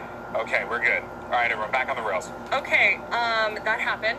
So, Werewolves Within was just... I told you we were going to be crazy, Jackie. I told you we were going to be crazy. That's why we have you and people like Dan and Amelie somehow tricked away in here. Yeah. It's pretty nutty. It is quite the group. I mean, you guys are literally two wrestlers that are talking about video games. Yeah. But I'm here for it. So, yes, Werewolves Within, also very comedic. I told you I absolutely love the trailer. And it's actually a VR game, and I think it was set in a medieval village setting, but obviously they're branching out here. This is modern times. But absolutely hysterical. I was in stitches about it. So I'm here for more movies about video games and make me laugh. Hey, I'm here there's for one it. thing we learned, right? Especially with like Detective Pikachu, like hey, Ready Player One. Even though it was more pop culture, there was still that flair, that charm that was present in the movie, and it really spoke to a lot of us. I mean, I'm a huge fan of the book, so I kind of got a little bit of that here almost with Free Guy, which made me excited. And then obviously with Werewolves Within. I'm not a horror person, but I'm always into the idea of comedy horror. Yeah. So and you put Sam Richardson in anything, and I'm in there from the get-go. But, and I'm gonna go and fight Greg. It's been a long day. I'm gonna go fight Greg. Yeah, you guys are gonna go fight fight. actually. But before you all do that, really quickly, do not forget to check out our exclusive E3 shop for t-shirts, hats, and jackets at e3expo.com/shop. Now y'all can go fight. Yeah, we're gonna go fight, but don't worry, folks, because coming up we've got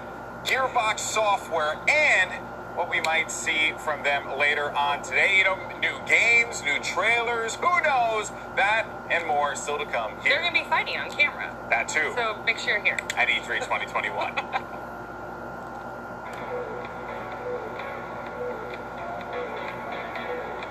World of Warcraft, because I was so addicted to it and I had so much fun. It's still one of my favorite games ever, though I don't play anymore because, you know, gotta work. My playtime on that game was literally measured in years on one character. One of the biggest things about World of Warcraft that kind of kept me going back is just the grind. The lore of it is just amazing, and it's just an amazing game. I don't think any game could ever beat it, honestly. RuneScape, of all games, that game completely took over my life. Play RuneScape before school, like, you know, get a couple more hours of sleep and then wake up and act like I totally wasn't tired. Psychonauts, a game that built on my love of platformers, but also added a comedic sensibility that I had never seen in video games before, and just a general creativity that I thought was like mind-blowing for anything, not just video games. Snatcher is my favorite game. They teased us all with the TurboGrafx 16 Mini, where they included it in there, but it was the Japanese version of it. I wasn't mad. I was like, I need to find a solution to play this game. Jet Set Radio, because I saw a commercial for it once, and it was bananas, and I was like, I have to have this game. So I went to a pawn shop and got a Dreamcast with my own money, and then I went to Target right afterwards, and the only game they had was Jet Grind Radio, which is the game I wanted. So it was fate. Jet Set Radio, if you haven't played it, please go back in the day. It was on Dreamcast. Sims, just because that was my first PC game ever. Definitely use Sims because I could make my own black family in the Sims, and that was something I'd never really experienced in a game before. Definitely The Last of Us. The Last of Us. Being able to play a game that's so jaw-droppingly beautiful and immersive and getting so wrapped up in that story. Oh my gosh, took all my emotions, poured all of them into a glass, and then smashed the glass in front of my face while I cried about it. It was so good. It was so good.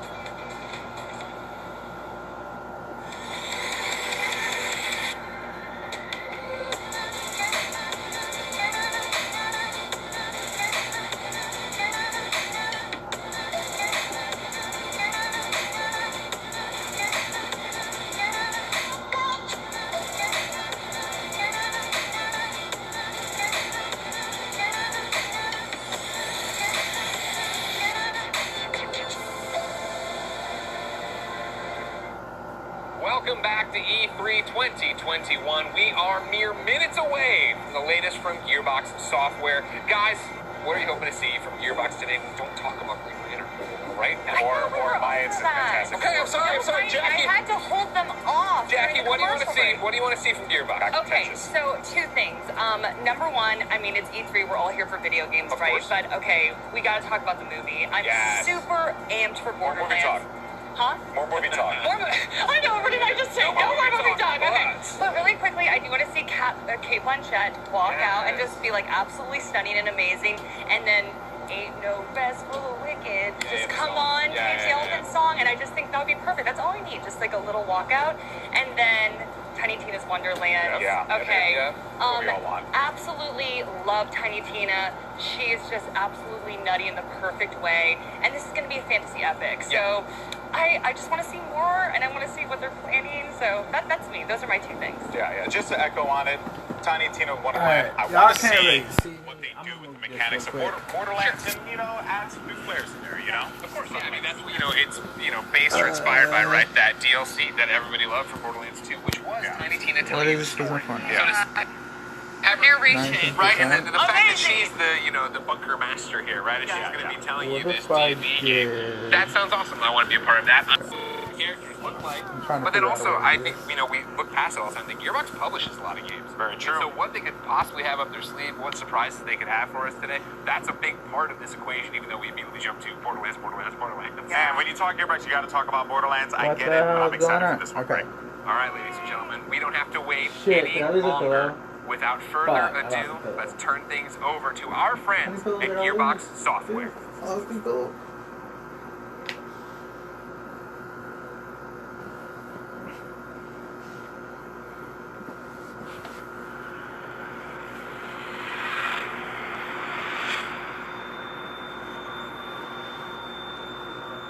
E3 exclusive.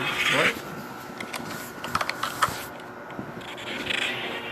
Welcome to Gearbox University, where inquisitive minds encounter compelling opportunities.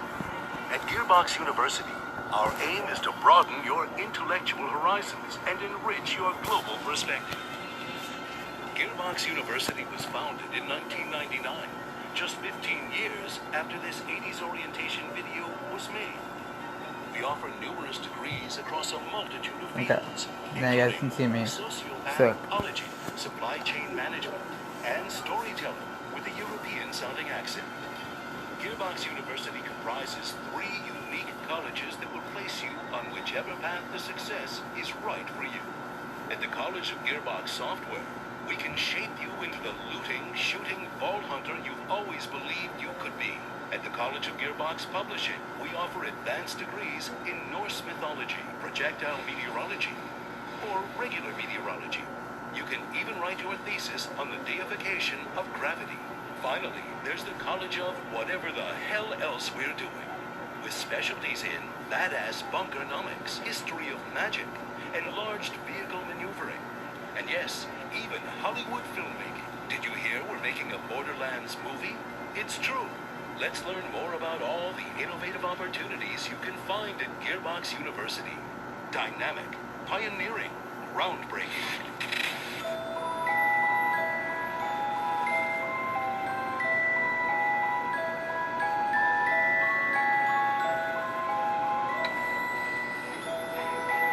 Did you wear your mask?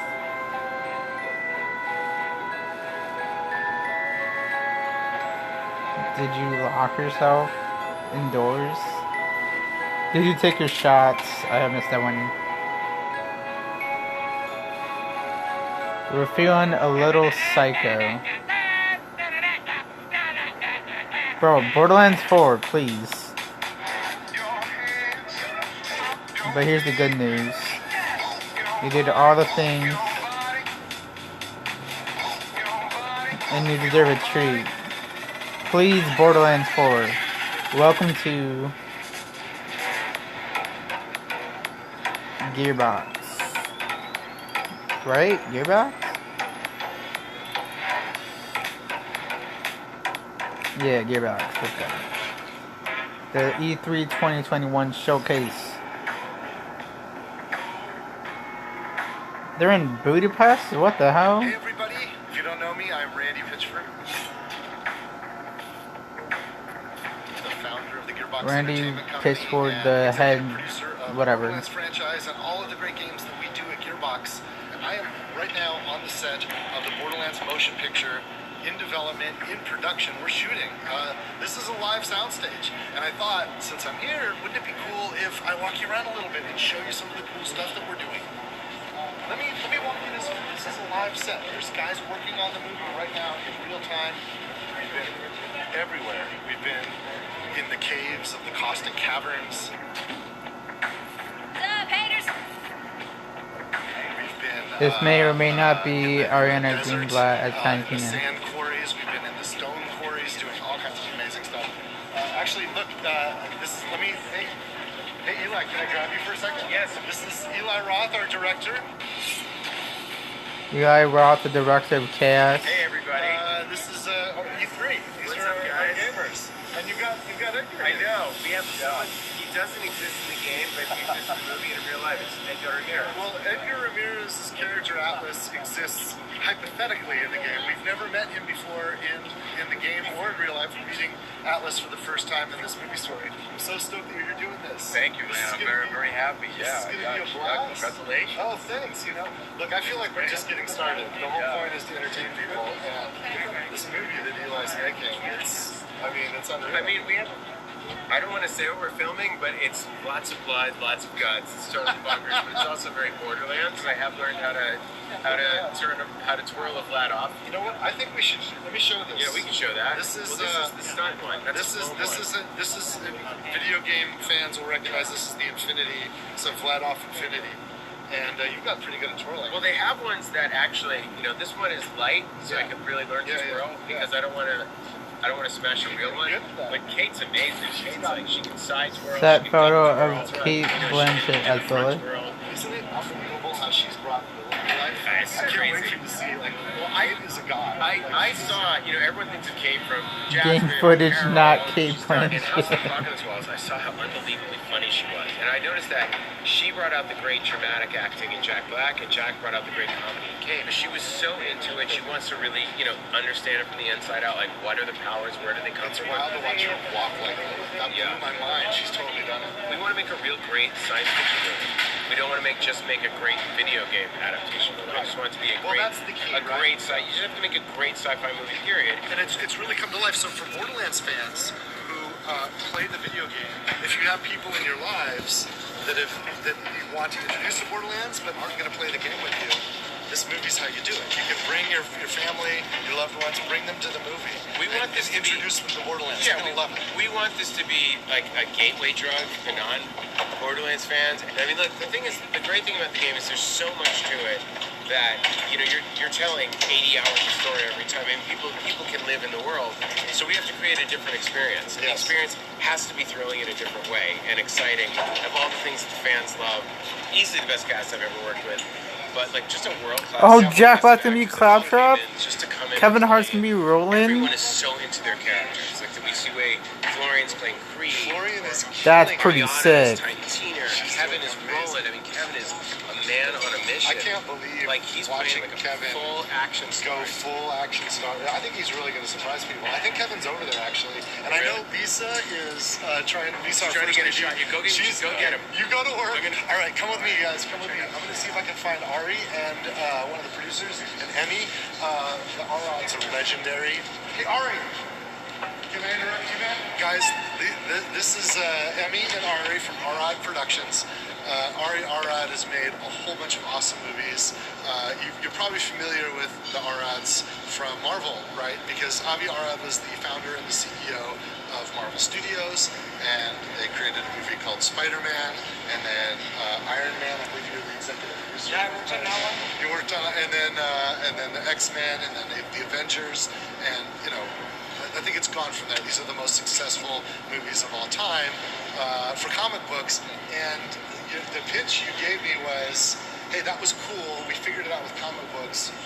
We think that video games are the next frontier of this, and we think Borderlands is the perfect video game. And you were really flattering. And how was IDEO? It's kind of a jerk, wasn't it? You made us work for it. You made us work for it. But you were right. Right. You have to understand, like, we get hit up from Hollywood people all the time, and it's a different world. Like, what we have to do to make video games is a completely different skill set than what you care about in making these incredible films. And I wanted to make sure that if we were going to partner with somebody on the film side, that it was with people that cared about our universe, Making sure you guys cared see about my our face. fans, and cared about the character and the worlds that we created, and was going to actually develop them. Not just, a lot of these guys will collect options, just throw it in studios, just see where they can get business done. And I probably beat you up for like 2 years plus. Oh yeah. We called it dating for 2 years. Yeah, exactly. I remember. You remember? We were dating for years. Yes. And but we did a deal, and it's been a long road. Yeah, but you know what? We're here and we're psyched, and it's been worth it. Feels like we used that. Hello, time to do what's well. up, Prince Number? I can't believe it. And we're really proud of where we're at. It's pretty amazing. So we're more than halfway done. Oh yeah. With the shooting. Yeah. Well, we're about 2/3 of the way done. Oh, look at this. All right. We have a really funny shot. Oh yeah. The trash. We should be shooting it behind the scenes. I was told that I don't think we can give it away, but I think that for him, anyways, for behind the scenes, we should get it. Oh. So I'll tell you what, you guys. This is Eli. This is Ari. Oh, don't look that way. We can't. No, this way. Look this way. We can't show. Yes. I don't want to. Okay. So guys, it's going to be an amazing E3. Borderlands the film is going to be absolutely incredible. We've got some cool stuff to show you. I know some of you are interested in seeing more about the new game that we have announced and learning more from Gearbox Publishing. So you're going to get all that. I wish I could be there in person, but since we're digital, we're going to do it this way. Thank you guys, and I'll catch you later. Cheers. Among the many innovative courses offered by Gearbox University, that's pretty sick. sure you check out Borderlands Science. By solving the puzzles, you can contribute. So Jack Black and Kevin Hart are going to be in the movie again, but it's Borderlands. Freshman in the audience, here's our leading scientist, Mayim Beyond. That's pretty sick. By playing Borderlands 3, you can contribute to real-world scientific research that helps real people. You'll be directly helping our scientists organize and compare this doo-doo. I'm the conductor of the poop train! With Borderlands Science, you too can be the conductor of the poop train.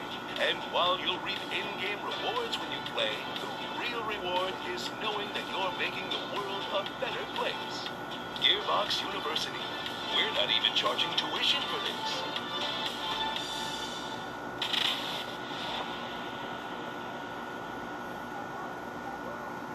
The Homeworld game started in the mid-90s. It would be the first ever truly 3D RTS.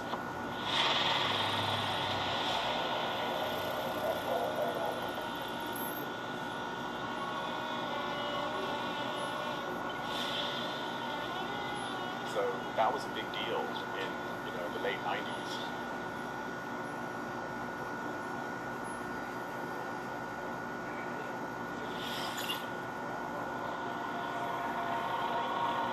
Prepare.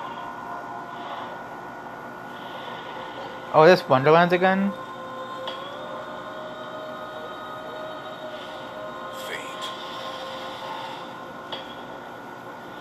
Yeah, I think this is Wonderlands again. It rises from the grave.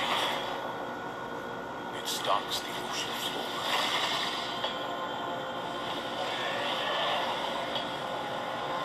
You cannot hide. Yeah, it's Wonderlands again. But you can make your own.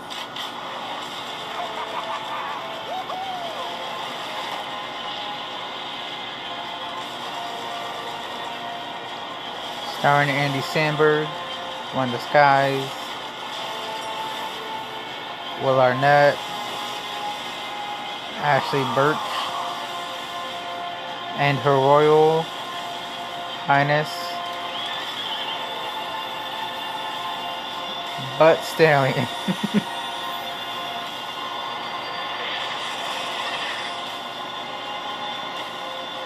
A Gearbox software game, Wonderlands. Tiny Tina's Wonderlands.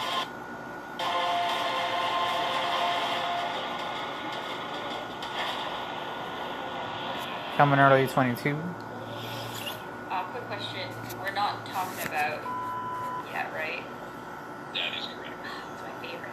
Hi, I'm Kayla Belmore, and I'm senior producer on Tiny Tina's Wonderlands.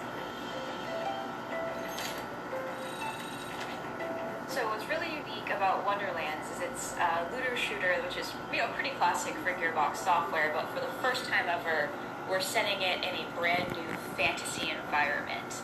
Even though it's inspired by some of the content we've made before with Assault on Dragon's Keep, a fan favorite. Roll for initiative, seconds! It's a completely standalone plot, new set of characters with some nods to the past, but if you've never played a Borderlands game before, you can absolutely jump right in and enjoy it just as much.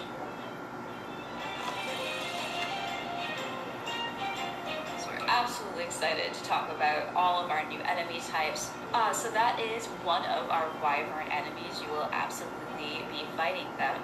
They're not your average wyvern. So of course we've got goblins. Definitely can't have a fantasy game without goblins, but again, we like to make them our own. Thank you so much, everybody. I hope that you are as stoked as we are about Tiny Tina's Wonderlands. Follow us on our social channels to find out the latest and greatest news. Enjoy the rest of the show. This franchise has been around for so long.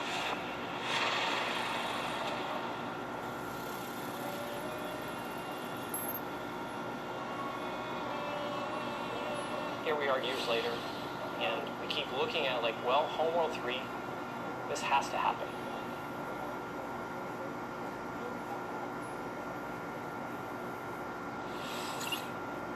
The giants have come to Midgard, and you have been chosen by the gods to protect this realm. We've seen this game already. What the hell? Are they gonna show us stuff we've already seen? Starts in the wilderness. Hunt down pets, gather rare resources, and explore the untamed world. Once you've plundered all you can carry, return to your village and use those resources to forge Viking-worthy. I forgot what the name of this game is, but we've seen it already. Yggdrasil at all costs, or this world and everything in it will be destroyed forever. So take heed. The Helpings rise when the sun sets. Destroy these dark spirits before they destroy the seed. Each victorious knight makes way for a new day, to venture into new lands, build to greater heights, and face fiercer creatures. And with great risk comes great rewards. But be careful, you're of little use to Midgard squashed by a troll. Craft legendary weapons, build deadly defenses, and grow the strength of your tribe, because those giants are on their way. And it's time for us to end their path of destruction. Let's show them our might is greater than their height. As the saying goes, Valhalla can't wait.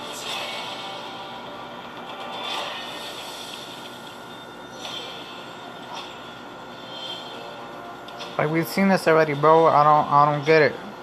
Oh, because Gearbox made it. Hello everyone, my name is Sean Maroda. I'm the creative director at Northville. We're just under 2 months away from finally launching our upcoming 10-player co-op action RPG, Tribes of Midgard, and deliver it to you on July 27th on PS5, PS4, and Steam. In Tribes of Midgard, you play as an Einarjar, a glorious Viking hero that's been returned to Midgard in order to protect the seed of Yggdrasil, the world tree. Every time you start a new run, you would want to go out and explore this new world, gather some resources, fight enemies, and return to your village in order to craft better equipment and tools to help you survive. You can also upgrade and fortify your village, because each night, creatures from hell will emerge from the depth to attack your tree. Make it through the night to go back out to raid enemy camps, dwell in caves, take part in events, go on quests, build anywhere, and of course, loot countless items to gain experience and level up your Viking. We now have 8 classes in the game, each with their own abilities, specificities, and playstyle. As you gain experience, you level up to unlock even more skills, which you can then combine with dozens of runes for over-the-top results. But those nightly creatures aren't even your biggest threat. You must get ready and prepare for your biggest challenge, and I mean biggest challenge to date.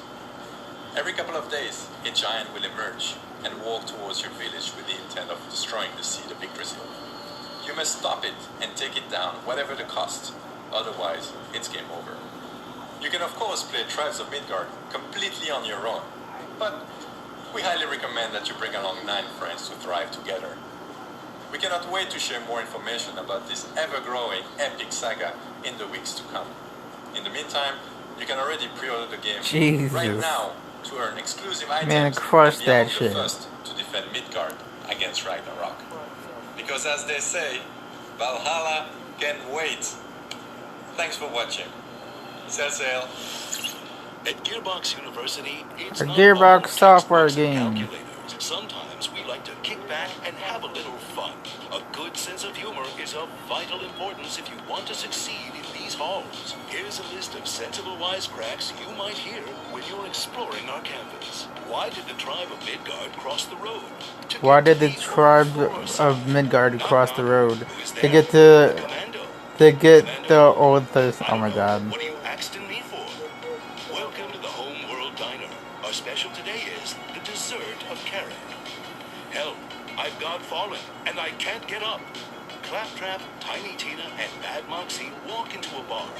Wait, I think Moxie owns the bar, so why wouldn't she be walking in? She'd already be there.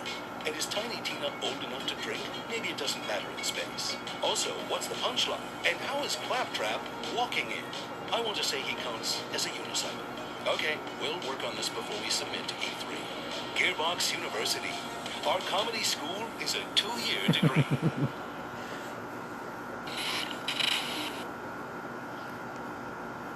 That's pretty funny. That's pretty funny. How does Claptrap walk into a bar? I think we've seen this game too. But our fight has just begun.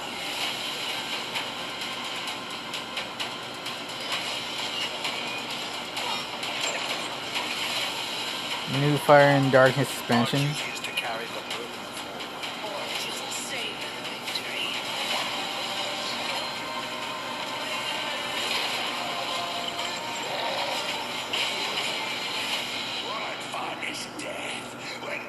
Is it like a new game that's coming out, or is it a game that's already on the PS4?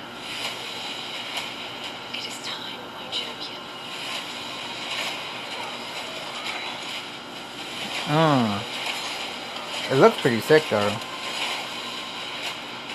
Matchmaking beta arrived. Okay, I'm thinking it's a game that hasn't come out yet.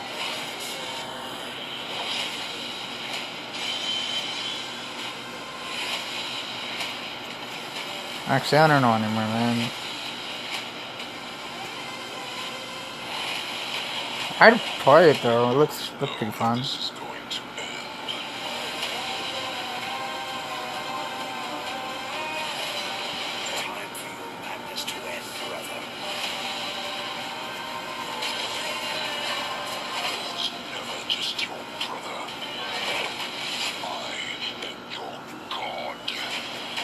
PS4 Fire and Darkness, Lightbringer, August 10th.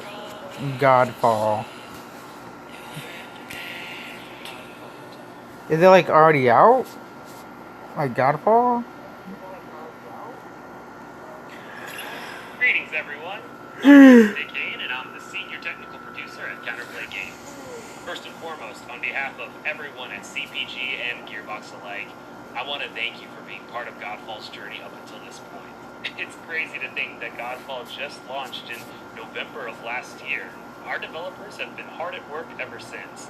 In fact, this past February, we launched the massive Primal update, which included new content such as additional rooms in Tower of Trials, Primal Gear, Ascension levels, and much, much more. But I'm excited to announce today that on August 10th, we will be launching Godfall on the PlayStation 4. Not only that, but owning Godfall on the PS4 entitles you to a free PS5 upgrade, and we will support cross-gen play, so PS4 and PS5 users can seamlessly co-op together. And if you've been struggling in the Ascended Tower of Trials, don't worry, we're adding matchmaking. But really, matchmaking and the PS4 edition are just the tip of the iceberg, because we are so excited to launch our first ever expansion, which we've entitled Fire and Darkness. Fire and Darkness will take players into the Fire Realm for the first time ever, where they'll be met with new challenges, enemies, bosses, trophies, cosmetics, and so much more. But alongside Fire and Darkness, we're also releasing a free content update, which we're calling the Lightbringer update. The main component of the Lightbringer update is a new endgame move, which we're calling Lightbringer. I might have to take. In Lightbringer, players will fight off the darkness that threatens Empyreon and be rewarded with a new type. First loop will challenge the player to complete particular objectives in order to lift the curse and awaken them. Basically, if you thought Primal Gear was tough, you ain't seen nothing yet.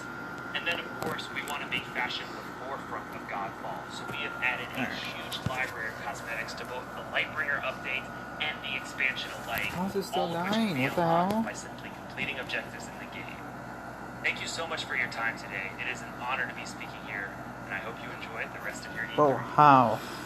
There's a really unique tone and vibe and feel to Homeworld. Give me a second.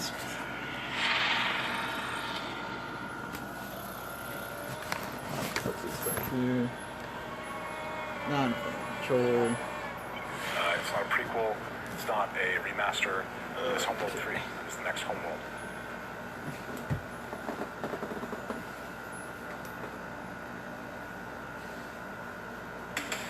We're glad you've chosen Gearbox University for your higher education endeavors. As you engage in your academic pursuits, don't forget to try out our extracurricular activities. Show off your shutterbug talents in the photography club. Make lasting connections in our chapter housings. Or if you're a boring person, you can always try out for the debate team. We also have sporting events, but try not to party too hard at the homecoming game, or you'll end up looking like this. Be sure to follow us on social media, where you'll occasionally find free shift codes, as well as news and announcements about our latest scholastic offerings. Gearbox University, we can shape your future, because thinking for yourself is hard. Now, go buy all our games. We're back. I hope you guys had an awesome presentation from all the Gearbox games in development and Gearbox publishing products coming. Listen, I'm standing outside Kevin. The screen froze. Shit. Art's trailer door. I'm just gonna. You guys want to meet him? I think he wants to meet you guys.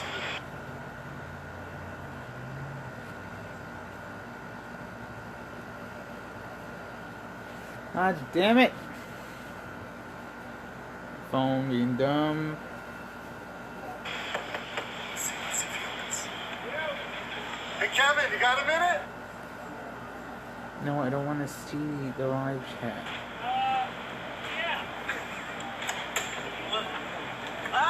Borderlands fans, meet Kevin Hart. How you guys?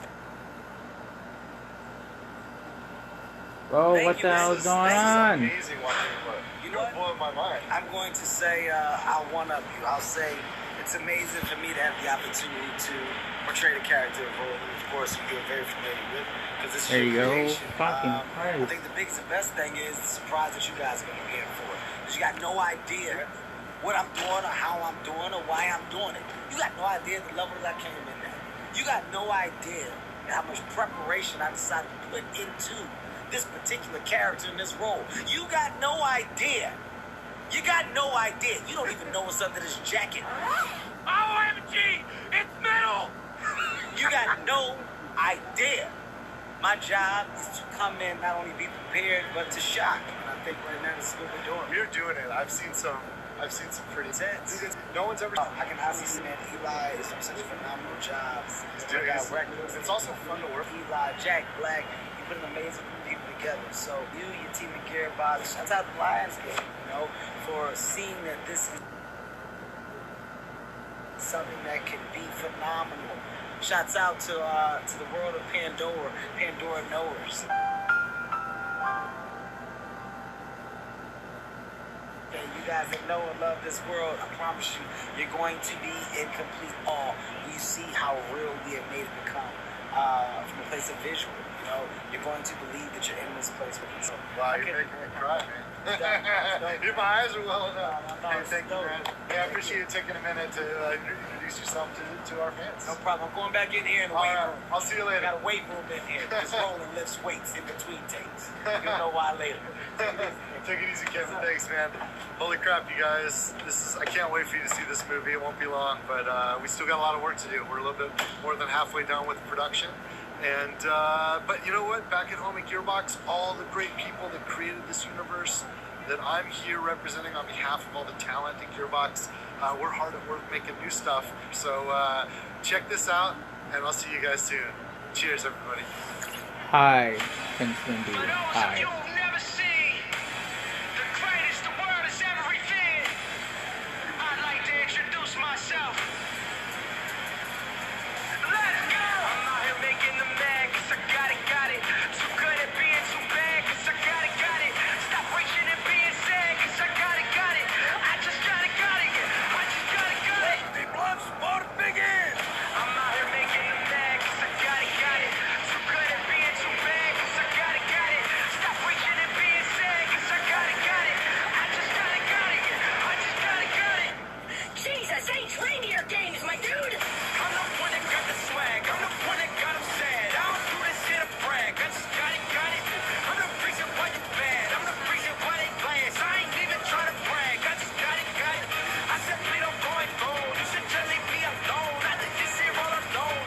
Do I look different?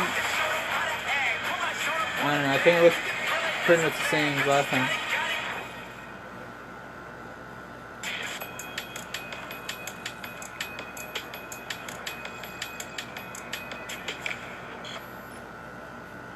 Oh, that was it?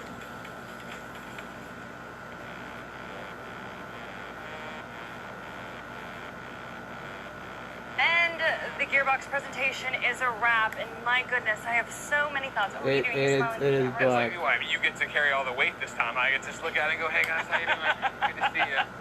Carrying the weight, yeah. Oh man, I don't even know where to Oh, start. I think Let's you're start with confusing me with Tiny stats. What a Okay. tease! I know. Yeah, I'm not I sad. want more. Come I on. want more. I thought for sure we would get, we had already gotten the Tiny Tina trailer. I thought we had a little bit of gameplay, right? And you did. 100%. Obviously, we got to talk to somebody making the game. That's always great. It's not like giving Dev the spotlight, but I wish we could have seen more and had more. And you know, we know Wanda Sykes is in the game. We know Will Arnett's in the game. I would love to have seen their characters, hear a little bit from it, right? Do something like that. They're just holding out. No, that's they're early 2022. They got plenty of time to do all this, like the drip feed of information as we get lead up to it. Borderlands movie, cast, though. Homeworld 3. Will Arnett. Oh my god, it's the villain dragon I lord. think So I'm like, Tiny Tina, Godfall, and the Borderlands movie are pretty cool. Borderlands movie has no votes. You know, I just think he's a Borderlands fantastic movie has actor. And no then Andy Samberg is votes. just hilarious. Wanda Sykes is hilarious. And obviously Ashley Birch is back. Bud Are you Stallion in is bed? back. Of course, Does yes. it, So does I it am look really like I'm in excited bed? about it.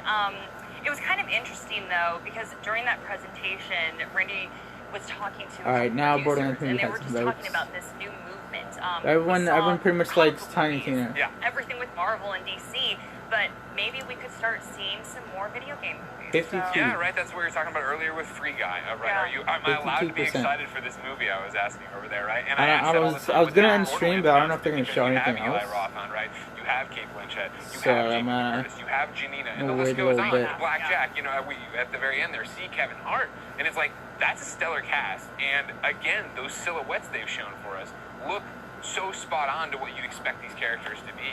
That I do wonder, if this is the one where we turn the corner, similar we're talking about turning the corner with comic book movies, if this will be the one for video games. Even though I know Detective Pikachu, I'm not throwing shade. I'm not throwing Pikachu shade. I'm just saying, in terms of one that's very straight up, like this is what the video game world looks like on the silver screen, is that what it's going to be? I think it always comes down to story and if they capture the world correctly. But obviously, I want to talk about video games a little bit. I know one of the better jokes is I'm Godfallen and I can't get up. I know you were a big fan of Godfall, so.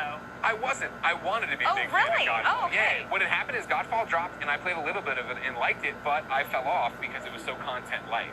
Blessing on my team actually played a lot of it. He liked it. He's came back recently because of a lot of stuff they talked about there. Okay. And that's the thing I think that slid under the radar with Godfall. Yeah. Is that nobody, and I shouldn't say nobody, but the majority, when you look at Metacritic for Godfall, nobody was like, the gameplay is bad, the gameplay loop is bad. It was just, we need more. And I think what's interesting about Godfall, if you haven't been paying attention to Counterplay games, right, is this idea of they have this giant Primal update. They're about to give you the Lightbringer update, which is free and going to give you a whole new endgame, let alone Fire and Darkness now, which is paid, but is a full-blown expansion with all this different stuff, let alone the free loot items, let alone the new characters, let alone the new weapons. Like, Godfall's an interesting one where it's been building since November.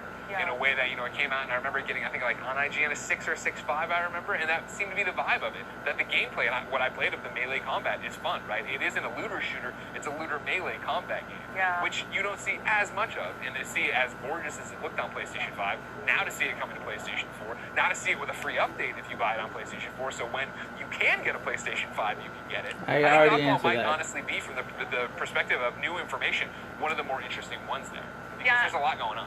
I mean, we have some of the video up right now, and Alright, I think I'm gonna end it here because I think they're pretty much just gonna do nothing after I that. just want all of this. Animation-wise, it is just absolutely gorgeous. But I think really this was quickly, pretty much we the could two talk about video big games, stuff that Borderlands they were all gonna day, do but we're today. gonna have to So send it you over to think Golden Boy and the gang in just anything a afterwards. second. But first, we've got some more in the production of the Borderlands movie from CEO Randy Pitchford, who's on location in Budapest, Hungary. So let's see what he got. I am in Budapest. I am working on a movie.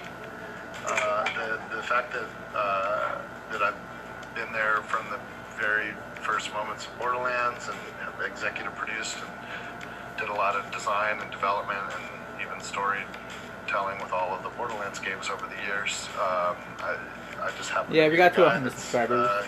helping these guys make sure it's an authentic Borderlands movie. And you know, I've loved a lot of the interest that Hollywood's gotten in video game IP, and I love the fact that Hollywood's investing more and more in video game IP. But I will say that, like many people, some of the video game movies have disappointed me, and I'm really just like, it's not my movie, but I'm doing everything I can to make sure that this team of incredible filmmakers, this director, this cast, this unbelievable crew has all the support in the world from us, and has the access to myself and all the members of Gearbox to make sure that the authenticity is there. And we're doing everything that we can to make sure that's the case. I don't want to spoil anything for the movie, but it's just fun. It's a blast. I can't believe this is happening. Welcome back, everyone, as we're here with our media friends, and yeah, we just had the Gearbox presentation. Randy Pitchford there giving some words with a hot take, saying video game movies have disappointed him. Man, spice that Randy Pitchford. Yeah, I mean, look, video game movies have traditionally been a tough nut to crack because video games are an active experience. Right. Movies are a comparatively passive experience. How do you translate that adequately? But I do think in the last several years you're seeing movies like the new Tomb Raider, like Pokemon Detective Pikachu, and even like what we're seeing with Free Guy, for example, where hopefully they're going to break through that mold. With a franchise like Borderlands, you have a real opportunity there, but I'm just kind of champing at the bit to actually see the movie. It was cool to see behind the scenes a little bit, but I want to see more beyond just like silhouetted production still. So hopefully we'll get that pretty soon. Please. Yeah, I think you had 96 subs. Yeah, let me somehow got Will Arnett, Ashley Burch, 100 of course. subs. Who else am I missing? Yeah, I mean, well, that obviously for Tiny Tina, but then on the other side, you got Kevin Hart. I want to end the stream, but I don't know if they're Black, gonna do like, oh, we got another fucking big ass reveal. Elden Ring. Whether it be the game, fucking. Not a problem now because people seem to be really Like, you know what I mean? Like, I don't know Everyone's what I don't know if this is it. Borderlands as an IP. Like, everyone wants to be a part of it. You're a voice actor. You're an actor in general. You're Bud Stallion. You're getting in there somehow. It's true, which is crazy because that was my nickname back in high school. Was Bud Stallion? They called me Alex Bud Stallion Mendez, but then they were like, no, you can't make it in esports with that name, so I changed it to Golden Boy. Because you got moved, right? Of course I do. I'm Puerto Rican. So now, here's the deal. We got, and Dan, you said this the best, but Damon, I'm going to start this with you. That there was a lot of teasing of things, but not a lot of seeing of things. All the time. Also, the Homeworld's great. I'm so glad we're going to get to see another RTS game. Like we need more RTS games. Just would have been nice to see it. At some point, yeah. Wanting to see more is kind of the theme, I think, of Gearbox's presentation. I'm a Pandora knower myself. But coming out of that, we don't know much more about Tiny Tina's Wonderland. Going into it, right? It was announced earlier this week. I was really expecting like a gameplay reveal, especially since it's supposed to be less than a year away. These are all things that I'm excited about. It would have been nice to see. That's cool. Yeah, and Michael, let's save your favorite game, Godfall.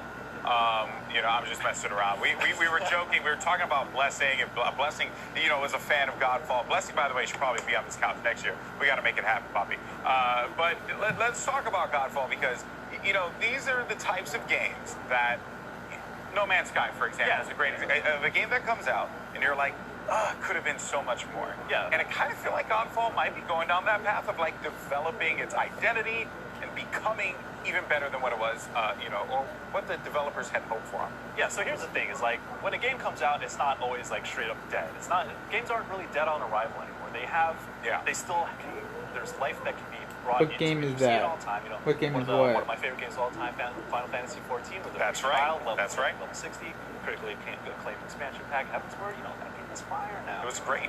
And then so like I'm not saying that Godfall is going to become this wild thing that everyone comes back to, but you can have a Are you talking about Godfall or are you talking about like No Man's Sky or this whatever? is the thing I've noticed when I talk to developers a lot who have ongoing games, is that I think they're talking about they're talking about Godfall right now, which you can see on the screen. It's in the top right corner. What should we put in this game? This is our vision. Let me share it with y'all, and then y'all can form it to be what y'all want. Because if you're the ones who are here, then we can build from there. So Godfall isn't necessarily this wild multiplayer experience as, say, like... Yeah, like talking about Fallout Godfall right 76, now. Which has now. Oh. It's very true, but, I mean... Yeah. You never want to put out a game and then, like, kill it off. Like, we saw that with Battleborn, which you remember a lot. Yeah. Broke my heart. But yeah, and I'm sure that they don't want something like that to happen again. Yeah, I agree. But that said, though, to put a bow on Gearbox, So I do far, want to say Tribes of Midgard Summer Games awesome. Fest July 27th. took. That is a game I'm 100% picking up because I was addicted to Valheim. Yeah, Summer but Game combat Fest always took left the me, whole weekend so far right now. But there's only been like 3 things, like 3 events. Extremely fun. But guys, we got more to come here at E3 2021, especially from our friends. Because Summer Game Fest had most of the games, and then yesterday it had most of the movies, and then today it had most of the movies and stuff.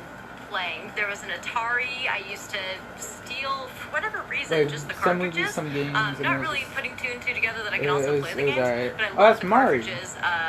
E.T. being one of them. My parents, somewhere in their house, if we rummage around and look for the treasures, I think we would be able to find a coveted, or less coveted, E.T.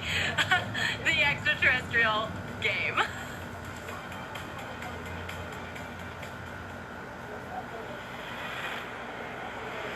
Like, are we done? Are we not done? Like, what's happening here?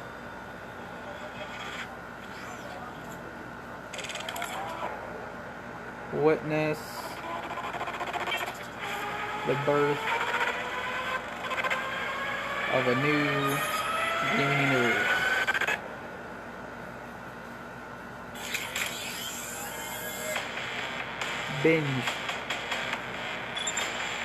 Binge 2022.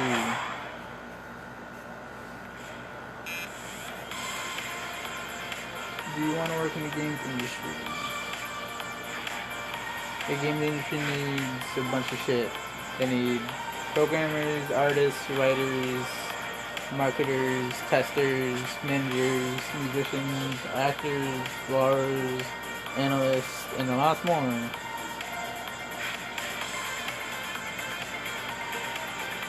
Bro, just tell me if E3's over today or not, so I can go play a different game or something.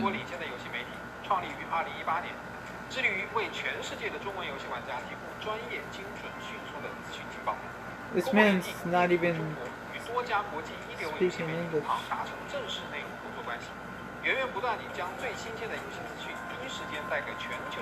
Bro, I just want to know if it's over or not. Are we doing E3 still going? Is it not still going? If I end stream, will I miss anything? Like, let me know something. Can you do a gaming stream? I could if they fucking end E3 today.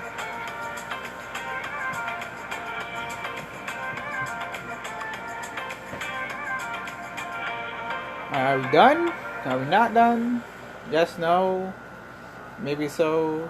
As a part of Play for All, GameSpot will be bringing you the latest gaming news and announcements. Alright, fuck it, I'm ending it. I'm ending it. Thank you guys for watching. If you did enjoy, make sure to like, and comment, and subscribe. Also, check out the links in the description. Lots of special guests who are going to help us raise money for everything. So join us in I don't know why I did that. I don't know why I did that. I don't know why I did that. I don't know why I did that. See you then. Welcome back to E3 live from LA. It's been quite a show. It's not over yet. We're going to look back, ladies and gentlemen, at some of the most historic and iconic moments in E3 history. But I have to apologize for the people who are going to do this, all right? I don't know if you understand what GamesBeat is. It's a great site full of great people like Dean and Mike.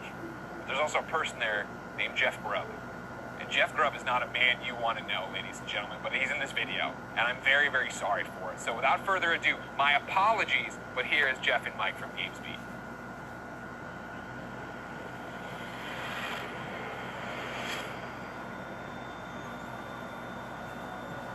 What is this?